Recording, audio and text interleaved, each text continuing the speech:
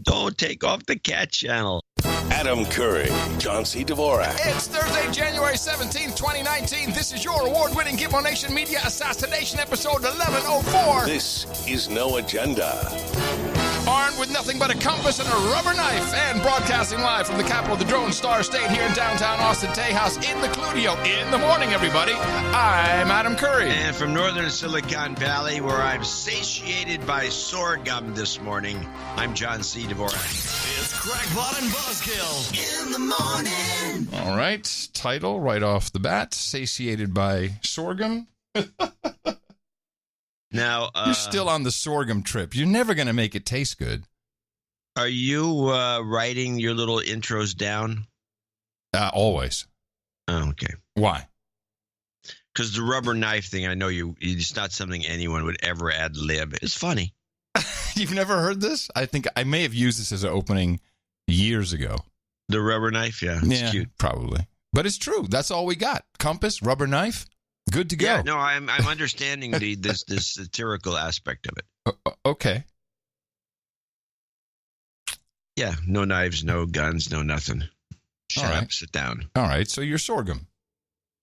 Yeah, there's some cereal. Some German company makes some cereal. It's got sorghum as a main element. And most of the world eats sorghum in one form or the other. Sorghum is, I think, the number 2 or number 3. It's in the top 3 of the grains. We have wheat, you have rice, and you have sorghum. Those are the big 3. And you'd think, since it's in the big 3, that it would be something Americans would eat, but apparently it's just shipped to Africa. Yeah. And I have some mush. Why this is? Well, now you know. It tastes like crap. Give it to them. It's like, is it cheap to grow? I mean, why grow it at all? Would the Africans not eat wheat? They refuse to eat rice. Too much trouble to boil. I mean, I don't understand why they eat sorghum. And talk about too much trouble to boil. Maybe. I believe you have to boil sorghum to death. Hold on. Let me look for something here. I know what to do. Now, we have a number of chefs, professionals, people that are far above and beyond our cooking abilities that listen to this show. Have they played with sorghum? I don't think so. Well, can I get this sorghum anywhere I want? Is it available? It's very hard to come by. Oh. You go to Whole Foods, you're asking for some sorghum, the 3rd most popular grain in the world. No sorghum. Hey, I would like some of the 3rd most popular grain in the world, sorghum. Do you have any? Well, What? Well, can you send me some? Because I just found a Instapot recipe for sorghum. That's got to be the epitome. Instapot sorghum. Brought to you by the No Agenda Show. Somebody sent me a bag of sorghum through Amazon, so you can order some. Oh, okay, good. Anyway, from sorghum. Sorghum. Well, this is a ruined meal in waiting. I don't know. I've been loving my Instapot. Yeah, you would. I think you only like it because it's Instapot. No, it's not that instant because you always got to saute stuff, and then it takes 10. I'm talking about the word pot. Oh, it must be good. It's got the word pot. Oh, jeez. Really? Okay, it's a cheap joke. You want to hear a cheap joke? Yeah. Lindsey Graham. Here he is. He was asked to speak in front of what was the team that the president served fast food to? Oh, the Clemson Tigers. Clemson Tigers. So the president asked Lindsey to make a short speech. Well, they said be short. I started this speech short, and I'll end it short. Come on. You can tell this is an educated crowd. Oh, racist. Whatever that meant. The topper was not. Hey, but no, don't you think that? Now, I found that it was semi-charming that the president went out and bought all this crap food for this football guys. Yeah. Now, the reactions on Twitter were funny because, These men are, they're finely precision machines of athleticism. They could never eat such things. And anyone who knows any of these guys ever, they eat this stuff by the ton. That's like my 3 months in college in West Virginia. I was the white shadow, and the football team, the Tigers, I think, they would be like, hey, white boy, let's go to Mickey D's. I had 8 big black football players in my car. Would drive to Morgantown. Oh, yeah. Love it. Yeah, of course they do. Yeah, love it. Love it. The thing that they probably like that more than some kind of fey gourmet meal that maybe some other president would have set out for him. I didn't clip it, and I wouldn't even have thought to bring it up. But the president started off by saying something about, first I was thinking, maybe have the first lady make some salads and the second lady do some salads in the back, which was deemed misogynist. I think it's just rude towards his wife. If I had said that, the keeper would have pulled me aside at a certain point and said, listen, this is not how you talk about me. It was the salad maker. It was like, wow. I'm sure he heard about it. Yeah, but that's the kind of oaf he is. Oaf. I think oaf's a good word. An oaf. I think he did him a favor. I'm sure those guys loved all those Big Macs. Of course they did. And he had Wendy's and he had Burger King. Didn't have Chick-fil-A, which I thought was a mistake. Could have riled some more people up with the racist sandwich. How come there's no I didn't notice any Hardee's in there. But this Lindsey Graham, he's flipped 180 degrees on his attitude about the president, and we finally know. We finally know what's going on. We go to MSNBC. Stephanie, before Donald Trump got elected, Lindsey Graham called Donald Trump a racist, xenophobic bigot. That is Lindsey Graham's words. I doubt Lindsey Graham could tell you Donald Trump's had a change of heart in the last 24 months. I bet what the change of heart has been with Lindsey Graham, not the president. Or it could be that Donald Trump or somebody knows something pretty extreme about Lindsey Graham. We're going to leave it there. Oh, he's blackmailing him. Yes. Sure they do. That's what it is. He's secretly gay, Stephanie. That's what it is. And he's holding it over him. I'm going to out you, Lindsey. Because nobody knows. There has been so much nuttiness in the news. In fact, I'm going to go right into this clip, and then I have an observation. This is Carl Bernstein, one half of the legendary Woodward and Bernstein duo. What all journos today, they aspire to be these guys. And Bernstein is on CNN. And what everybody can see is that he has not acted with Russia from the United States having a strength advantage with Russia. Rather, he has done what appears to be Putin's goals. He has helped Putin destabilize the United States and interfere in the election, no matter whether it was purposeful or not. And that is part of what the draft of Mueller's report, I'm told, is to be about. So this is about the draft of Mueller's report, and Trump has willingly or unwillingly, or I even heard Clapper say wittingly, his favorite word, has helped Putin destabilize the United States. Oh, the place is falling apart. Which brings me to the shutdown. If the president truly is a puppet of Putin, then this shutdown is nothing less than an actual attack by Russia. Yeah. We are under attack by Russia. It's so easy to use these things. Why don't they do that? These are dreamed up. These are fantastic memes. These are great memes. They sit around and they dream this stuff up, and then they say, let's roll these talking points Except out. They didn't do this. They didn't do this one. They didn't. I mean, this is an obvious one. They didn't sit down and say, hey, wait a minute. We can call this shutdown. We can call it an attack by the Russians. Yeah. Oh, they're listening to our show, some people. Some. It'll go into the pot and come out as a talking point. Putin's puppet.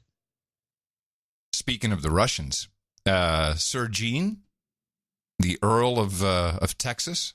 Yeah, the sheriff. Yeah, he's Earl Gene, Sheriff of Texas, something like that. Yeah, something. He celebrated the Russian New Year last Sunday, as he does every year. I didn't know they had a New Year of their own. Yes, Gregorian calendar. Okay. And here I am. I'm like, well, okay, but does it always fall like around the 12th or the 13th? Is it always on a Sunday? He's like, no, Gregorian calendar. It took me a while to get the concept that it may not be completely in sync with our calendar. So he celebrated that at Russia House. Is he an Orthodox Christian? He celebrates the New Year on that day. I don't know if he's I Orthodox. think he celebrates all New Year's. Well, where there's vodka, there's gin. Yeah. But I tell you, it's Russians. You would have loved this dinner. He brought in just people, crazy, interesting people. Like a guy who was one of the founding partners of Guthy Renker. And he told me about how this whole deal with Anthony Robbins came together, which really wasn't Anthony Robbins' idea. They had some of these materials and they packaged him into the very first Power Talk series, which I thought was an interesting story. Well, Gunther Ranker is a notoriously good marketing company for doing that sort of. It's abnormal marketing. It's done direct to customers, usually over television. It's kind of, it's the infomercial that they really pioneered the infomercial, I would say. Well, I don't know. I would have asked them specifically about Barry Betcher and his influence on the infomercial, but that's another. No, then I will ask him. Yeah. Because he's in Austin. The best part, though, this Russia House, man, those guys know how to do it right. We had a waitress, and you got to imagine, she had a 70s Austrian porn. Imagine that, right? And she had on a maid's outfit with short pants. I swear to God, she had the white, the little maid like thing on her head, and everything's black. And then as she backed away from the table, it was cut off, high cut off, showing her legs. It was just completely odd. I said, Gene. Latest style in Moscow. I said, Gene, you should invite her to the wedding. He's like, yeah, I will. I said, but she has to wear that outfit. Yeah. I don't know if that's going to happen. I think the keeper's going to love that idea. It was her idea. All right, so this Mueller report turns out it's going to be a big dud, and everyone's getting. Hold on a second. First of all, right now we're in the moment where there's talking about it coming out to be this Mueller report is never going to come out for at least a year. Oh, I'm all in with that, but. They have, before Christmas, they were all praying. It's like, give us a great Christmas gift, Bob Mueller, Bob. And I found this to be, this was repeated many times incorrectly, which I thought was kind of fun. This is ABC's Jonathan Karl with his information on sources close to Mueller. Well, look, I mean, the story in the New York Times was an extraordinary reflection of level of distrust between the FBI leadership and the president, and how suspicious the president's behavior was. That they actually were to the point of investigating the letters about firing Comey, the interview with Lester Holt, yes. and actually going to the point of investigating whether or not effectively the president was a Russian agent. But what I am getting is that this is all building up to the Mueller report and raising expectations of a bombshell report. And there have been expectations that have been building, of course, for over a year on this. But people who are closest to what Mueller has been doing, who have interacted with the special counsel, caution me that this report is almost certain to be anticlimactic. That if you look at what the FBI... I'm pretty sure it's anticlimactic. Oh, he said climatic. And climate change. And a lot of people regurgitated climatic, but I looked it up. It is climactic. No, it is climactic. It is It's anticlimactic. Yes. Not anticlimatic. Because that's anti-climate. Yeah, there's no climate anymore. To be floating off into space. Climatic. That if you look at what the FBI was investigating in that New York Times report, look at what they were investigating, Mueller did not go anywhere with that investigation. He has been writing his report in real time through these indictments, and we have seen nothing from Mueller on the central question of, was there any coordination, collusion with the Russians in the effort to meddle in the elections? Or was there even any knowledge on the part of the president or anybody in his campaign? There you go. So anticlimactic. Idiot. Never a correction. You'll hear it. People are so filled with climate change that this climatic just kind of pops out. Yeah. They don't even know it. I think that's exactly what happened. Even Stephanopoulos just sitting there like, huh? He didn't say anything wrong, did he? So that's the Mueller report. I have nothing else on the Mueller report. I agree with you, though. It'll just go on for years. Oh, yeah, he's going to milk it as long as he can because it's free money. And he needs to do something for a living. And it gives him a lot of power. And people, there's Mueller. Oh, and Mueller. he still has tons of other crimes to cover up. Yeah, he can do some. Right, some 9/11 crimes that need to be covered up and taken care of. Get some people out, extract them. Mm-hmm. Well, this is a good background. This is the NBC trying to bring us up to speed on everything from everything about Trump all in 109 minutes. The NBC lacing into Trump about everything. I'm Kristen Welker at the White House, where the president was focused on that Capitol Hill hearing today, with the Russia investigation looming large over him.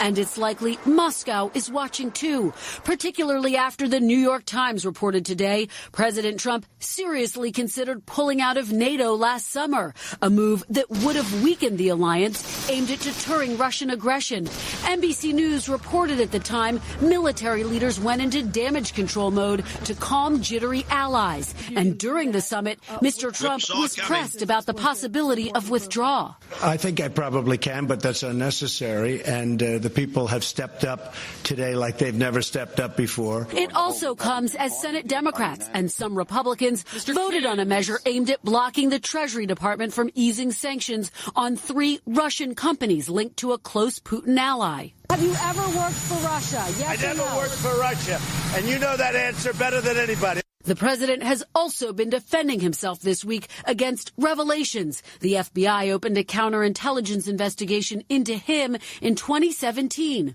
Bleh. Now, a couple of things. One, I was always told that he would never deny saying he worked for Russia, but there was a denial on that tape. Yeah. And the other one was the whipsaw in there where she says he was thinking about pulling out of NATO, and then they throw to a clip where he never says that. He says he knows it's possible. I can do it. I can thinking about it. Yep. But they throw the clip in, making it sound as though that's what he's thinking. Well done. So that was chicken shit. Should give her a little raise. Well done. Yeah. You probably got a bonus. Cash. Mm-hmm. Here's $100 for you, sweetie. A hundy. A hundy. Have a hundy with a handshake. There it is. Puts it in her bra. Wow. Okay. Sorry. Dvorak.org if you don't like that. Yeah. Right. All right. So what else we have? I have another clip that's kind of another screwy clip. This is Democrats demanding of the Republicans. Meanwhile, Democratic freshman members of the House marched to the Senate side of the Capitol this afternoon. They demanded that Republicans pass bills to reopen the government. I demand it. These are the new freshmen. Oh, AOC people from the AOC House as well. Going over to the Senate. Do they know how the system works at all? Well, you got to hand it to them for trying some stuff out. That's not a big problem. Apparently, AOC was dogging Mitch McConnell. Just following him around. Say, hey, get back to your own house. Really? Yeah. Now, do you know any other of the freshmen, all Democrats, I presume, who are over there? I think there's a Republican. No, I mean there's the Muslim women that are all very vocal. Yeah. And AOC is about it. I only know about the four of those four. Well, I think it was an email thread that you were on, and one of our producers said, the people that brought her to light, AOC, that is. Oh yes, this is a good story. You should read it. Yeah, it's well, I looked them up. It's the Justice Democrats. Yeah, and I looked at this outfit. They're at justicedemocrats.com. Now we're talking about AOC. Yeah, we're talking about AOC here. And they say right off the bat, our mission is to elect a new type of Democratic majority in Congress, one which will create a thriving economy and democracy that works for the people, not big money interests. And It's really the only. It is a political action campaign, and it's a federal PAC, so they limit how much you can donate to them. They only did about $2 million in. That's kind of what they have. I looked at the Form 990, so you can only donate up to $5,000, but it's clearly some form of group. I got to say, not a lot of familiar names in here. From people who are running the joint. The people who are familiar are all these new Democrats that got elected. So apparently this Justice Democrats is the outfit behind Alexandria Ocasio-Cortez. And I actually have a clip from when they were recruiting her. Hold on a sec. Yeah, so before she was known as AOC, this is the caption of this video. It's from Justice Democrats. Before Alexandria was known around the world as AOC, there was a movement that recruited her to run. Izzy called at a very potent crossroads in my life. Like, you hadn't thought about running for office or anything at that point, right? No. You just knew you got to do something. I knew that I had to do something. Yeah. We would try to call up folks that were, like, doing all kinds of amazing stuff, right? Every conversation would have a very awkward pitch at the end. Oh, it's so great. You're like saving lives. You're fixing stuff in your community. And so do you want to run for Congress, maybe? We are not treating climate change as though the world is going to end in 10 years. It's great that everyone thinks these issues are important. We need to make them urgent. What is happening in the halls of Congress is deeply unrepresentative of what is happening in the streets of everyday life. Right now, with this administration, with the role of money in politics, we need to put ourselves on the line for this. It's all hands on deck for our democracy right now. Yes! All hands on deck! Please don't eat me, Alexandria Ocasio-Cortez. I love it when you abuse your children. Please don't eat me, Alexandria Ocasio-Cortez. That is Violet. Violet is 8 years old. She belongs to Violet. She belongs to Carter. And she said, "Yeah, Dad, I'll do that for you, but only if I can do one about Alex Jones, too." Because apparently she hates Alex Jones when her dad is listening to him. Please don't eat me, Alex Jones. Yes. Well, she's got a lot more into the Alex Jones clip. That's what we need from her. Please don't eat me, Alex She's getting an Oscar for that one. No Agenda Kitty Oscar. Yeah. Wow. Yeah, we need a redo. We need the same, maybe just a little more energy. It's sincere. Well done though on the pronunciation of Alexandria Ocasio-Cortez. Well, that's good for an 8-year-old. That's very good. It's fantastic. Anyway, so this Justice Democrats. Well, now the guy who went through the email that put us on his notes, he said that that Chunk was part of this group. Yes, the Young Turks. I can find no evidence of that in their in their documentation. What I do, see, we can look at their platform, which is completely AOC's platform: Green New Deal, living wage, federal jobs guarantee, rebuilding our crumbling infrastructure, block bad trade deals, end tax dodging and loopholes, end unnecessary wars, and nation building. Some of this I'm on board with, by the way. Medicare for all. What do you mean? Well, like stop unnecessary wars and block bad trade deals. Yeah, I'm in on that. There's nothing wrong with that. See, why would you be bored then? See, I what? You said you're bored with it. Oh, you're on board, not bored. Oh, I said you're bored with it. No, on board. Tuition-free public colleges and trade schools. Well, I'm okay with that. Defend and expand Social Security, Medicare, and Medicaid. It's too broad. Ensure paid vacation time, sick time, family leave, childcare, fight for racial justice, protect women's rights, combat homelessness, law enforcement reform, okay, and that common sense gun regulation, voting rights. There's a lot in here. I like these new Democrats because I think they're malleable. I don't think so. I mean, for the Green New Deal, the only thing that the AOC Dems have to be convinced of is that, and it's not that hard actually, the true solution is nuclear energy. And do you know why everyone's been made so afraid of nuclear energy? It's because of those people you hate. The big oil people have been creating anti-nuke propaganda for decades. Now I know what you mean by malleable. Yes, decades. You think that you can use that logic. Mm-hmm. Yes, I do. To persuade them and change their minds. Yes, and I'm calling it because I'm feeling it and I'm seeing it. There is a convo happening. Let's see if the... Convo. I got to talk in their language, man, in case someone clips man, this. Cool. Yeah, I dig it. So we got to change the regs. So let's have a convo about that. I'm seeing it. I'm seeing people looking at this. Well, this really is a solution. And I think, yes, I think that they may be open to some logic. I will try and present it to Alexandria when she visits Austin as a keynote speaker at South by Southwest in March. Oh, God. I know. Isn't that great? So she is a superstar. Let's deconstruct your own logic. All right. I'm going to go with the logic and assume that the logic is actually true. So what you're saying, you can fight the giant oil companies all by yourself. Me? And maybe one or two of these stooges. It's not going to happen. No, wait, stop. I get to respond. Order! No. But we could get it started. And it's exactly a person like AOC who could at least break through for this one misinformation piece about nuclear. I will counter the argument. You don't even let me finish my argument. But okay. We'll finish. No, I yield. She is going to be shouted down if she even tries. Shouted down by the same dipshits that, are all in on this which one. would be great for the show. So... Well, for the show, yeah. Well, isn't everything ultimately about the show? Let's be honest. Well, I would think so.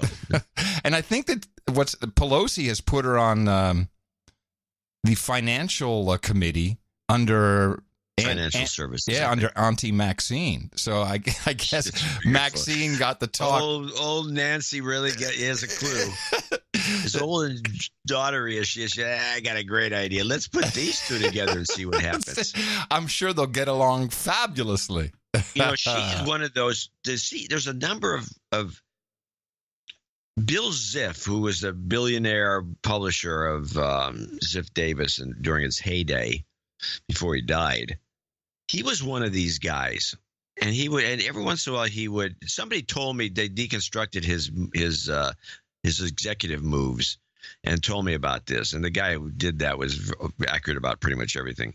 Ziff would like to say, I think these two guys hate each other. I'll make him assistant publisher to the other guy.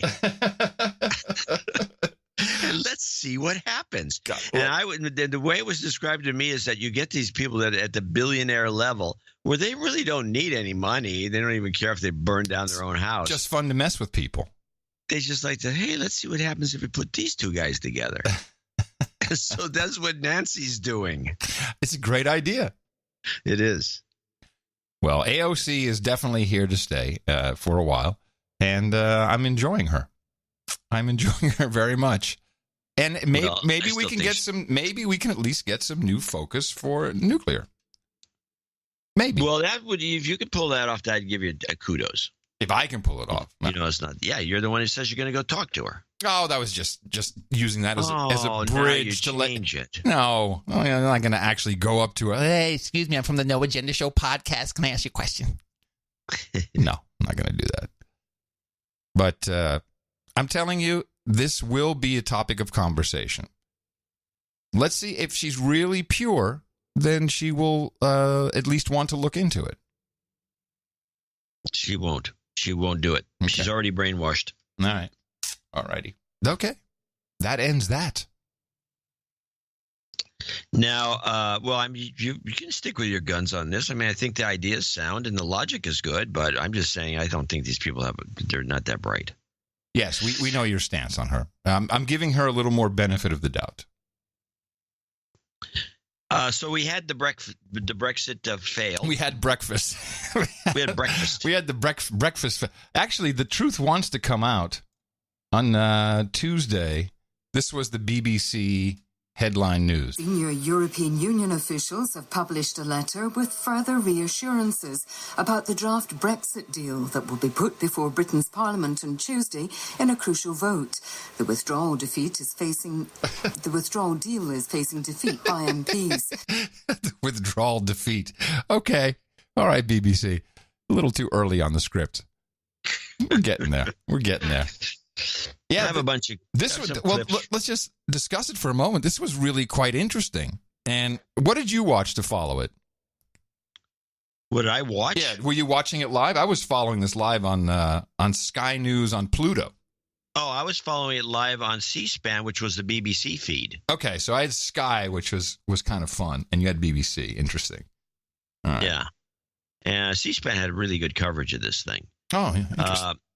Let's start with the vote, which was overwhelmingly rejecting May's horrible proposal. This is Brexit, the noes have it, the vote. Here we go. Order. And wait for the audible gasp. Ayes to the right, 202. The noes to the left, 432.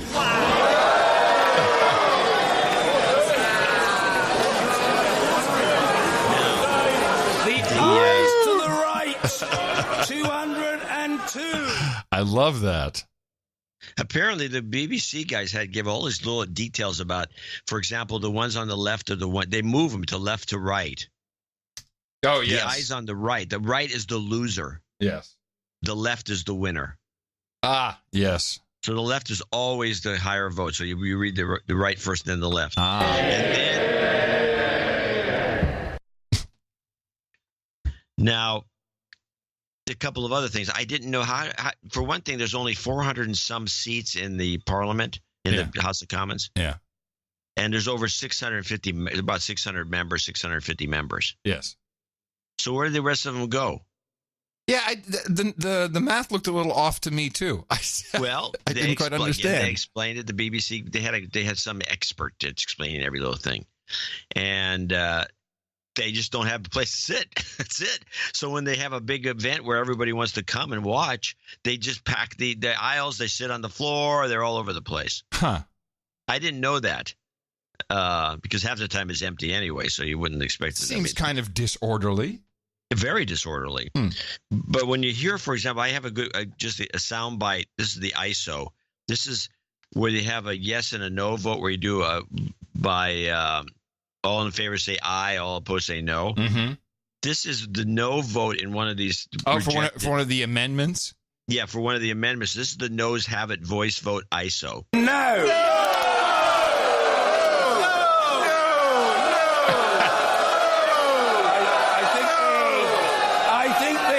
I think the noes have it. Hey, how about some electronic voting over there? And so they're working on it. We were told that too. Now, the no's thing, people don't just yell no. They yell no, no, no. Yeah. That sounds like you're double voting. It doesn't sound right. It's just wrong, man. No. It's 3 votes. You can't vote 3 times. Yeah. And then, so I have one clip. Well, anyway, these are just incidental clips. Let's play the one where this is the next day when they're just rioting before they took the no confidence vote, which she won. Mm-hmm. The next day, everyone's rioting her for being the biggest loss in the history ever. Loser, capital L, loser. Yeah, so here's the note. This is the UK fends off Corbyn on Wednesday. It's kind of fun. More taxes, more spending, fewer jobs. Jeremy Corbyn! Thank you, Mr. Speaker. Thank you. May I start by correcting the record? Last night, I suggested this was the largest government defeat since the 1920s. I would not wish to be accused of misleading the House, because I've since been informed that is, in fact, the largest ever defeat for a government in the history of our democracy.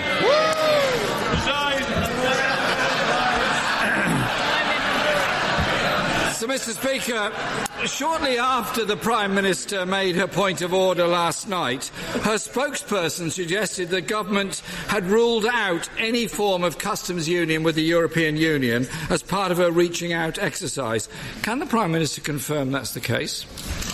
Can I say to the right honourable gentleman that the exercise that I indicated last night is, as I said, about listening to the views of the House, about wanting to understand the views of parliamentarians, so that we can identify what could command the support of this House and deliver on the referendum.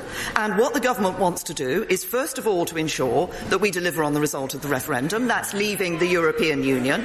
And we want to do it in a way that ensures we respect the votes of those who voted to leave in that referendum. That means ending free movement. It means getting a fairer deal for farmers and fishermen. It means opening up new opportunities to trade with the rest of the world. And it means keeping good ties with our neighbours in Europe. Jeremy Corbyn. Mr. Speaker, my question was about the customs union. The Prime Minister seems to be in denial about that, just as much as she's in denial about the decision made by the House last night. Just to break it up for a second. From what I understand, if there is a no-deal Brexit, and it's not like they're going to send, the repo man or something. I know. You owe us money. Then I believe there's a default trade deal, which is what they call the WTO rules. Yeah, they go to the WTO rules. Which they have with other countries already. WTO rules. That's what we do. We're WTO. Yeah, they're well established. So there is something in place. It may not be optimal or ideal, but it's not like there's nothing. And there's established infrastructure. This is another thing I keep hearing.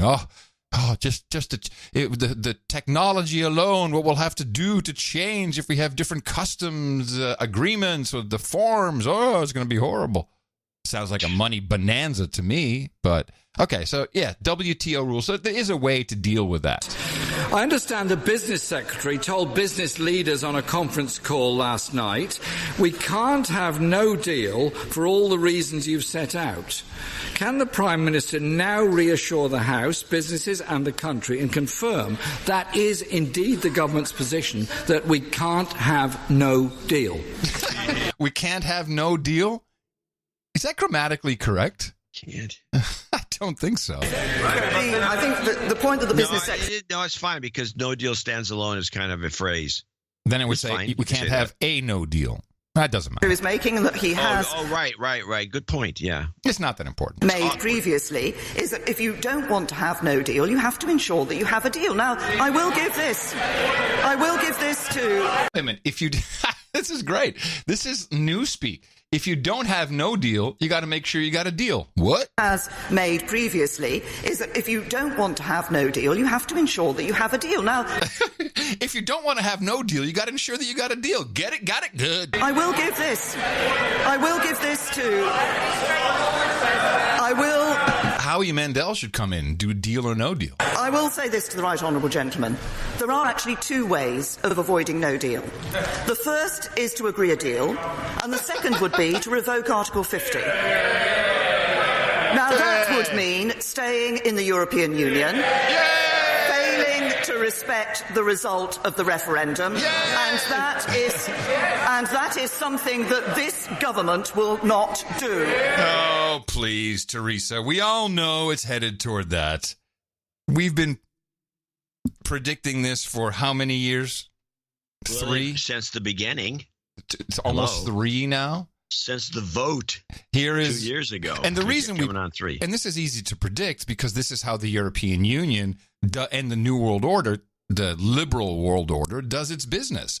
We don't like your decision, so we're just going to have a do-over. They did it with the Lisbon Treaty, with the Netherlands, with France, with Ireland.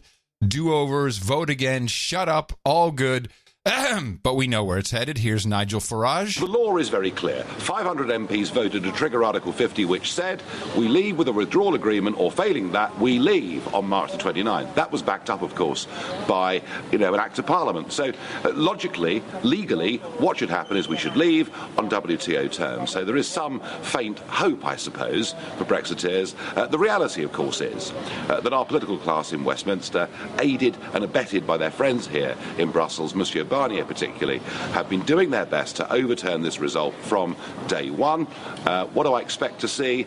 A stalemate, followed by an extension of Article 50. And you're right, there will be a push for a second referendum in Westminster, but not out in the country, where, interestingly, that YouGov poll yesterday showed only 8% of people have a second referendum as their first choice. So I think and I fear that we are headed on a path towards delay and probably, yes, a second vote. There you go. Well, they've packaged it a little differently, and I was hoping that he would have mentioned the new phraseology. Well, I do have him in Parliament, European Parliament. I don't know. Well, that's just slamming people there, but I'd love to hear that first before I play my two clips. For the European... Oops, here we go. That 500 MPs voted for Article 50, which, of course, makes very clear that there are 2 years in which to negotiate a withdrawal agreement or we just leave. And that was backed up, of course, by the Act of Parliament, the Withdrawal Act, which once again says, unconditionally, we leave on the 29th of March. Now, Mr. President, you say there's no support for no deal, but then you all thought there was no support for Brexit in the first place. You might be surprised how quickly public opinion is changing. Mr. Timmermans, you say this would cause great harm.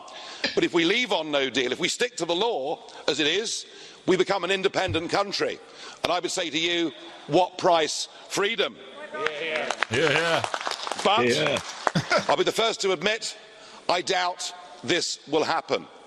Because working in cahoots with you, we have Mr. Blair and many other leaders of the British establishment who treat the Brexit vote and treat voters in general with total and utter contempt. And there is a great tradition here, isn't there? We've seen it with Denmark and with Ireland. You make people vote again.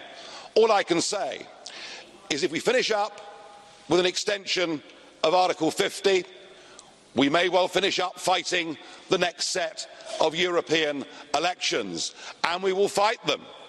And if the betrayal becomes complete and we are forced to vote in a second referendum, you may be in for a big surprise. The British may be a very placid people, very laid back. But I promise you, if they get pushed too far, it's a lion that will roar. We will be even more defiant if we have to fight a second referendum, and we'll win it by a bigger majority.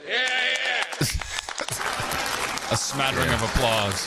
Yeah. All right, so that's those are he's describing the British that have seemed to have all perished after World War II from old age. The modern Brits, if you listen to these guys on the street, it's none of these guys. No, they don't have any spunk. Oh, okay. And they like the word. Now, the thing that's being overlooked here is that they've decided the smart money on the side of the Remainers have just kind of redefined things. They don't want a new referendum. They don't want a new referendum. They want a people's vote. Oh, yeah, that's the packaging. Oh, okay. And the Scots, of course, are the ones behind it the most, because the Scots, who are probably completely oblivious to the fact that they'd be exploited to death because they have all the oil, which should be kept in the UK, but the EU would love to get a hold of it. The Scots are behind this. They're a bunch of I think it's just a traitorous bunch. I don't even know why they're in the UK or why the British tolerate them. But you can hear it's the Scottish independent guys and all the rest in Parliament. Yeah, he got a lot of floor time. He got a lot of floor time. This guy. Well, this is the guy. Well, this is one. There's Angus is no longer there, and the original Angus, and he's the guy. He was the best of this group. But I got Brexit Scots bring up people's vote 1. Motion. Oh. It doesn't say one, but that's the... You scared me, yes. Motion of no confidence. This should have happened before, but of course we will support it. Mr. Speaker, as I mentioned, it is clear the clock is ticking. The government needs to secure the safety of all our nations and should immediately postpone the Article 50 process. And should immediately have talks with all the leaders of the opposition parties. Let's work together in all our interests, but let's listen to the voices of the parliamentarians that have been sent here. There is no support for this deal. It mustn't come back again. The obvious thing to do, the right thing to do, suspend Article 50, put this to the people and a people's vote. I know that. Is there people's vote. This may be something. Is this a different kind of deal than a referendum? Or is it exactly the same? It's, from what I can tell, it's just a repackaging of the referendum. But the idea is that since Parliament screwed up the thing to begin with, that we should let the people decide. Let them vote. Should we even leave? And they're thinking there maybe should be 2 items on the ballot. One of them, which is a redo of the referendum, and the other one is some lame thing. But these are the Remainers who want the people's vote, correct? Yeah. Yes. Patrick Stewart is a member of this group. Yeah, it wouldn't surprise me. Yeah. He looks like the type. He lives in the United States, makes his money here, and he doesn't care what happens in the UK. Brexit, Labour, and the People's Vote, too. There's a different member of Parliament. Parliament can assert its authority to make sure that we can give the people of this country a say on this deal to resolve this matter. It is a mess that needs to be resolved by the people in a people's vote. This is crazy. And are people just buying this? Oh, okay, that's not the same as a do-over. That's a people's vote. It's different. Yeah, that's what the scheme is. Huh. Good catch. Yeah. I'm not sure how they're going to get away with it. Maybe people. Well, so far they're not getting away with it, but it's a move. It's a movement. It's a movement, and it's getting traction. And I'm hearing it more and more. People's vote. I like the term.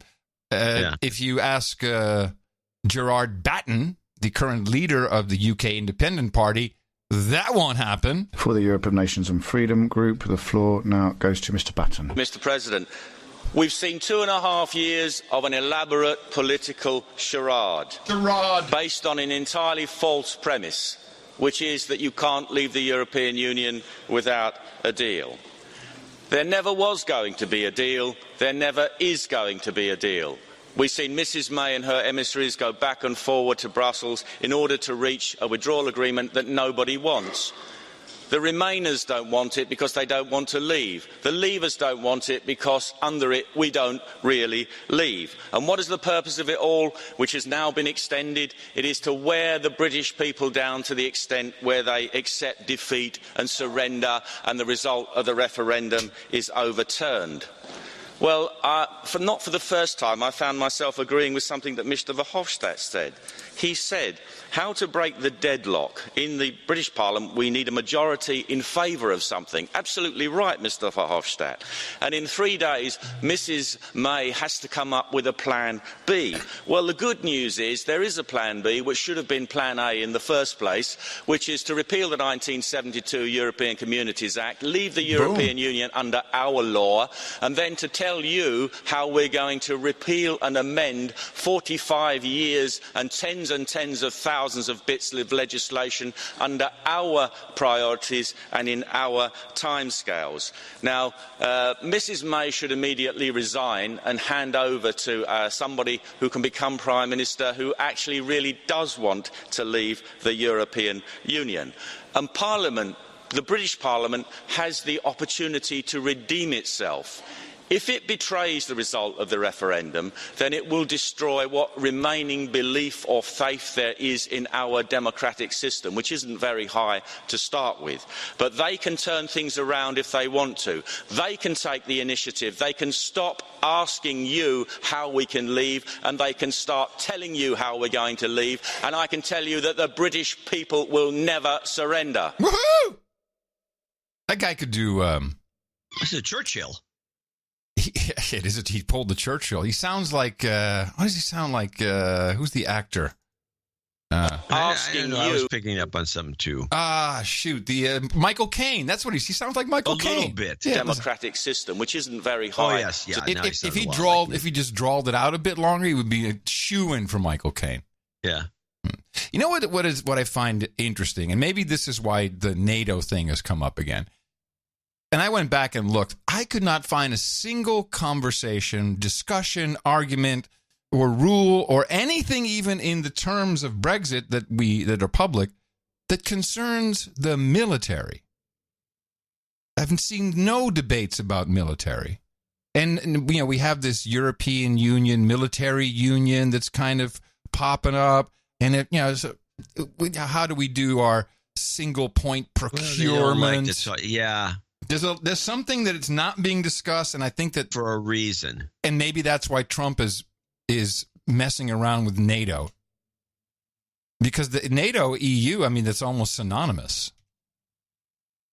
Yeah, but we're pretty much in control of it. Sure we are. That's why everyone's freaked out. Oh, wait a minute. We'll be an island with no guns. We'll just have some Skripal. That's all we got. What are we going to defend ourselves we want with? Guns, man. We want guns, baby.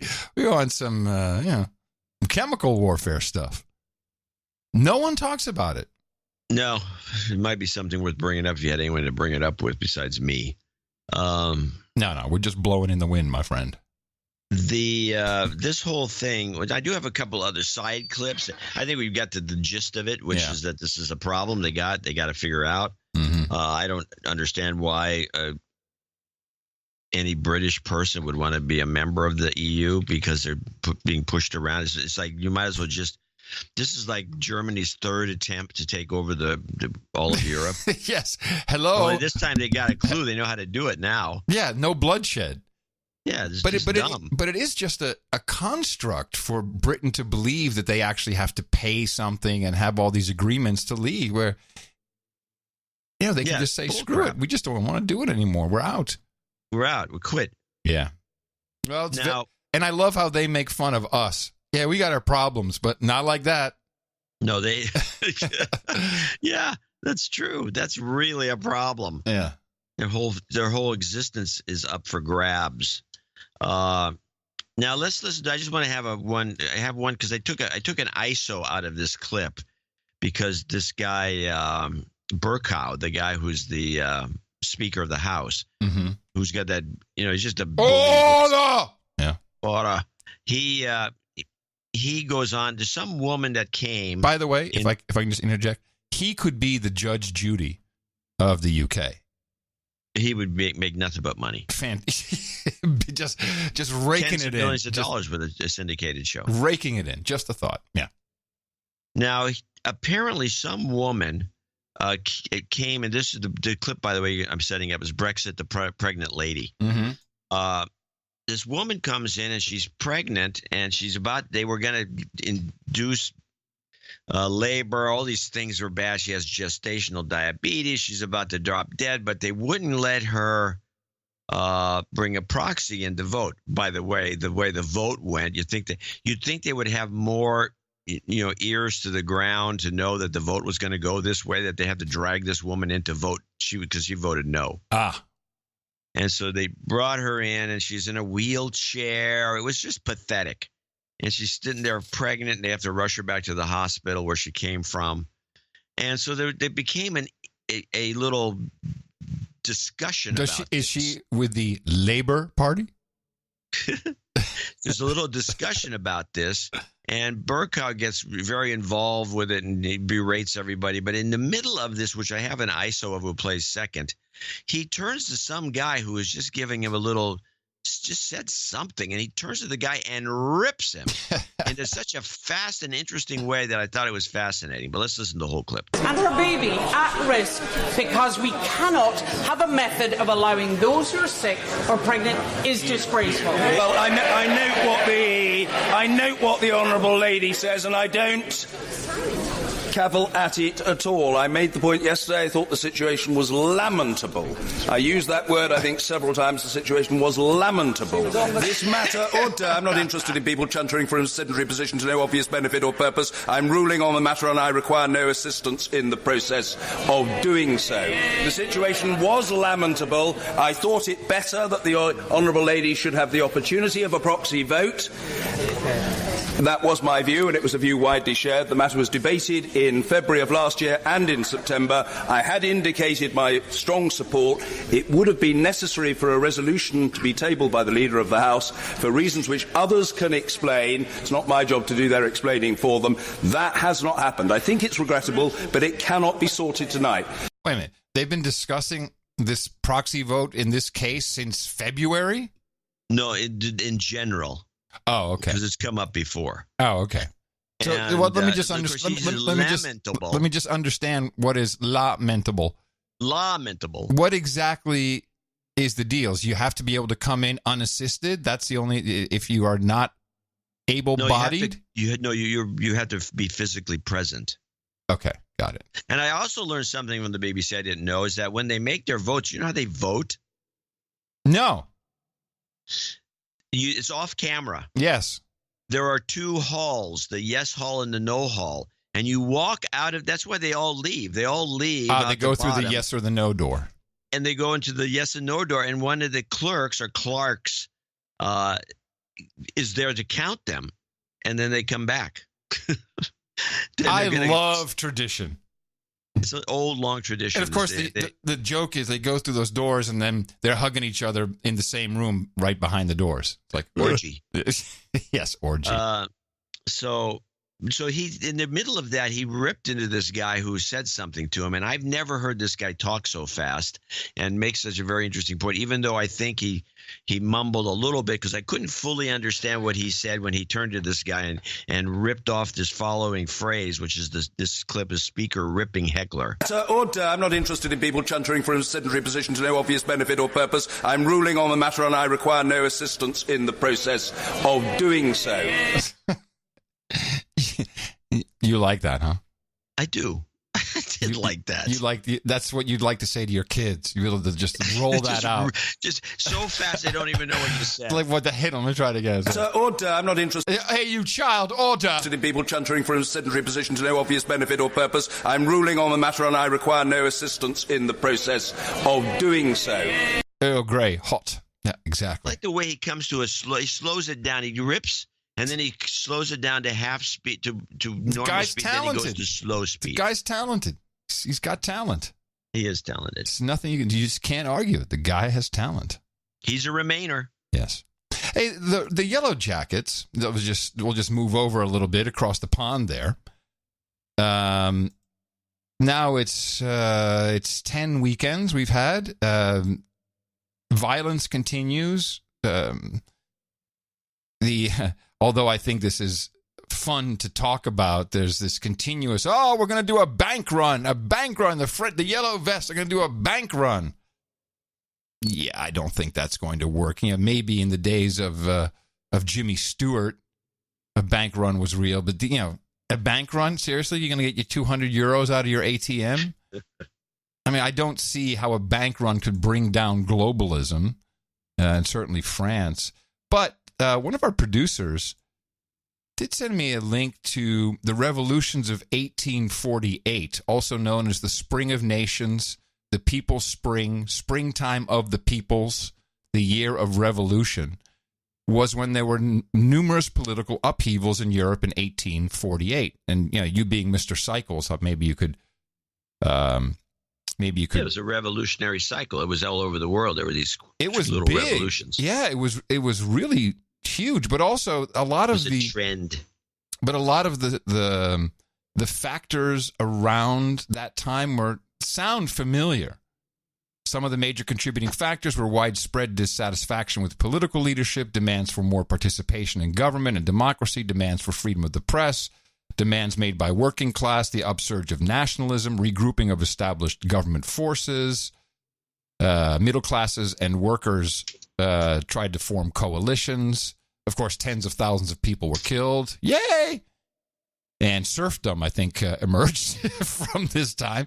But for a while there, they did have it. They did. This is when Karl Marx and these guys started to rise up around this time.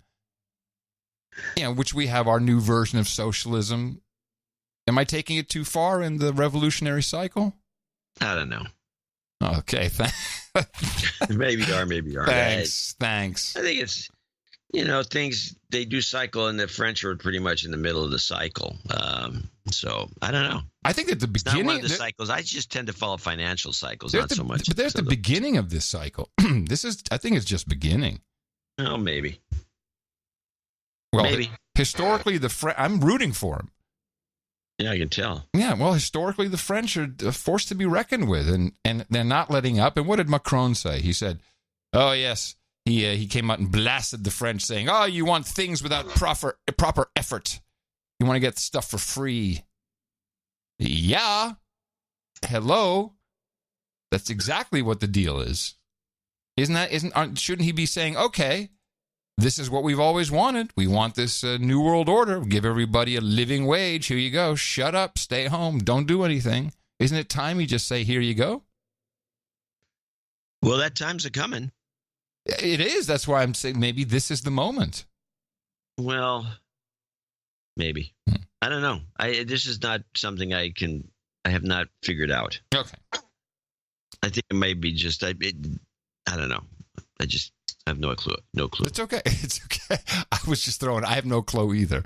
But if you read through it, it's in the show notes, nashownotes.com. Take a look at the revolutions of 1848.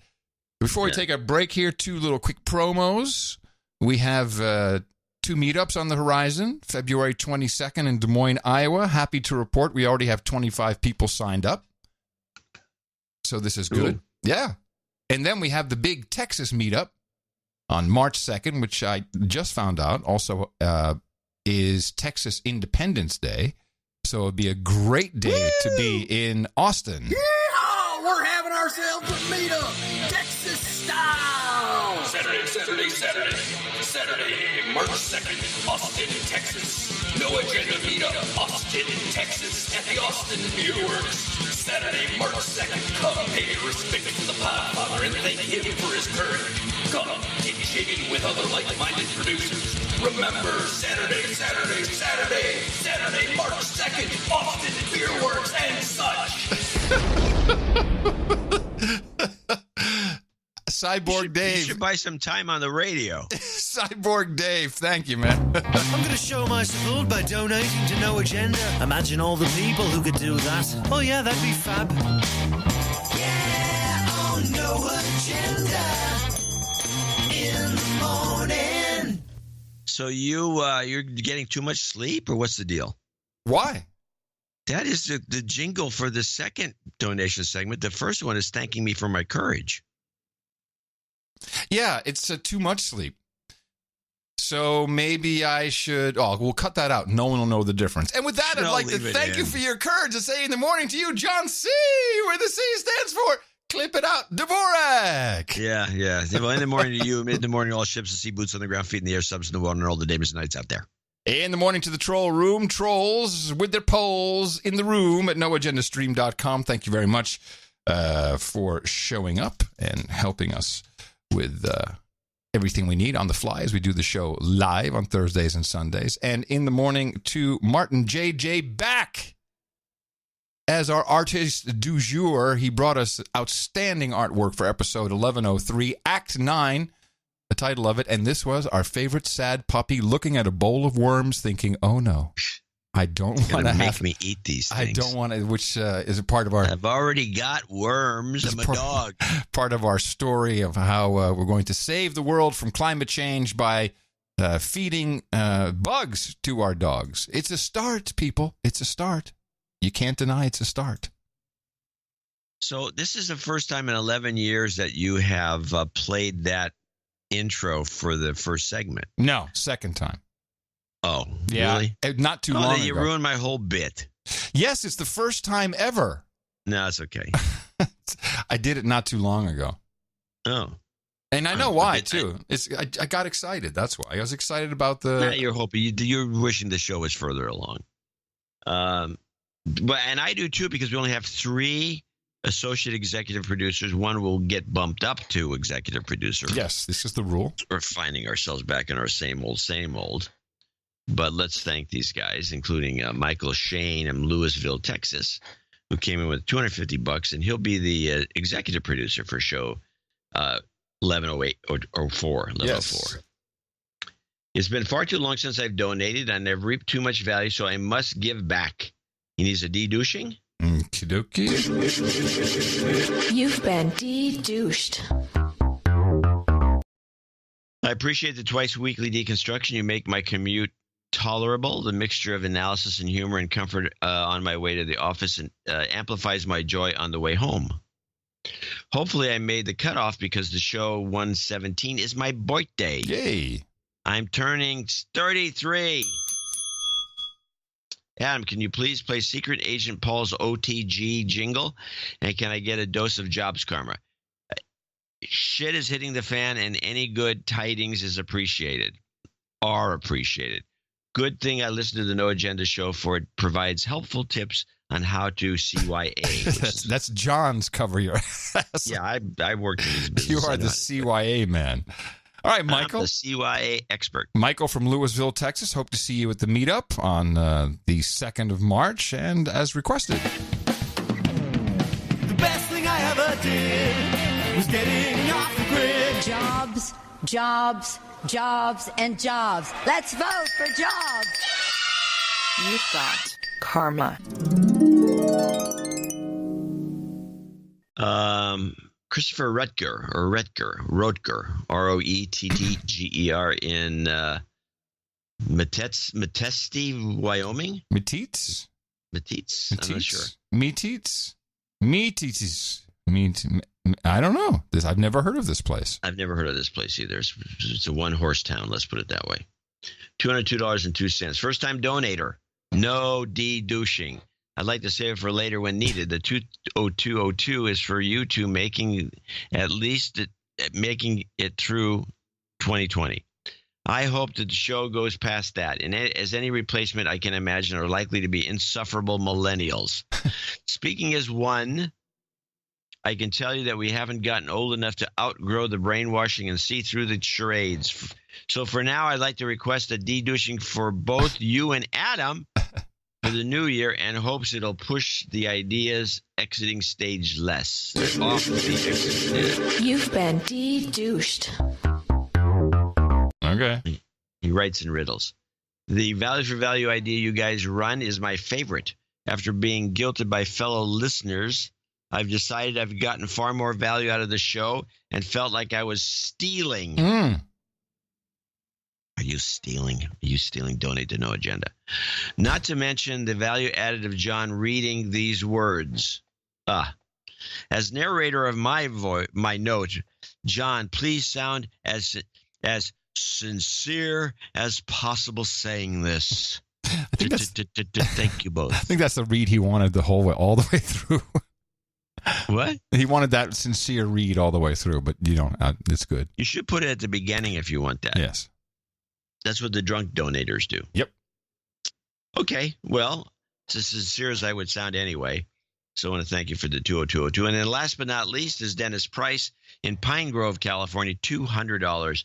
This is his annual donation to thank you both. You make it look easy, but we know it takes a lot of time and preparation for each show. Dennis in Pine Grove, California. Thank you. Yes. To be honest, yeah, we do make it look easy. We do. That's the hardest part. Yeah, we do between 30 and 50 clips a show. Yeah, I know. I remember when we started, it was 4. 0. We started with zero but clips. We didn't even get the clip idea. But I'm just saying that the preparation, there's that preparation. And then, luckily we put it all together live on the fly. I cannot imagine piecing it together. Like, okay, we've recorded this great stuff. Now let's edit in the clips. Oh, God. Jeez. Yeah. No, if we don't do the show is a singular thing that very few people could accomplish because it's just the guys who came closest, they did all post. The show is posted up. It took them 3 or 4 days to get the show out. Yeah, that's a problem. Anyway, thank you to our. Well, now we have one executive producer, Michael Shane, who gets bumped up since he was the highest associate executive producer, and 2 associate execs. So, Michael, Christopher, Dennis, thank you very much for supporting this. These are the very valuable credits that you can use anywhere. Credits are recognized. And unlike Hollywood, we like to highlight the producers because the producers make it look easy as well and are never thanked. Go ahead, look at all the award shows. You tell me how many producers are thanked. And we like to do it on screen, as it were, right up at the beginning. Dvorak.org/NA. You can support us for our next show, which will be on Sunday. And we will be thanking more people later on in our second segment who came in at $50 above. Again, for Sunday, it's Dvorak.org/NA. I think we've torn apart Brexit just enough for you to go out and propagate the formula. Our formula is this. We go out, we hit people in the mouth.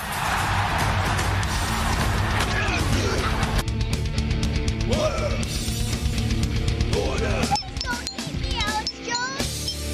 Shut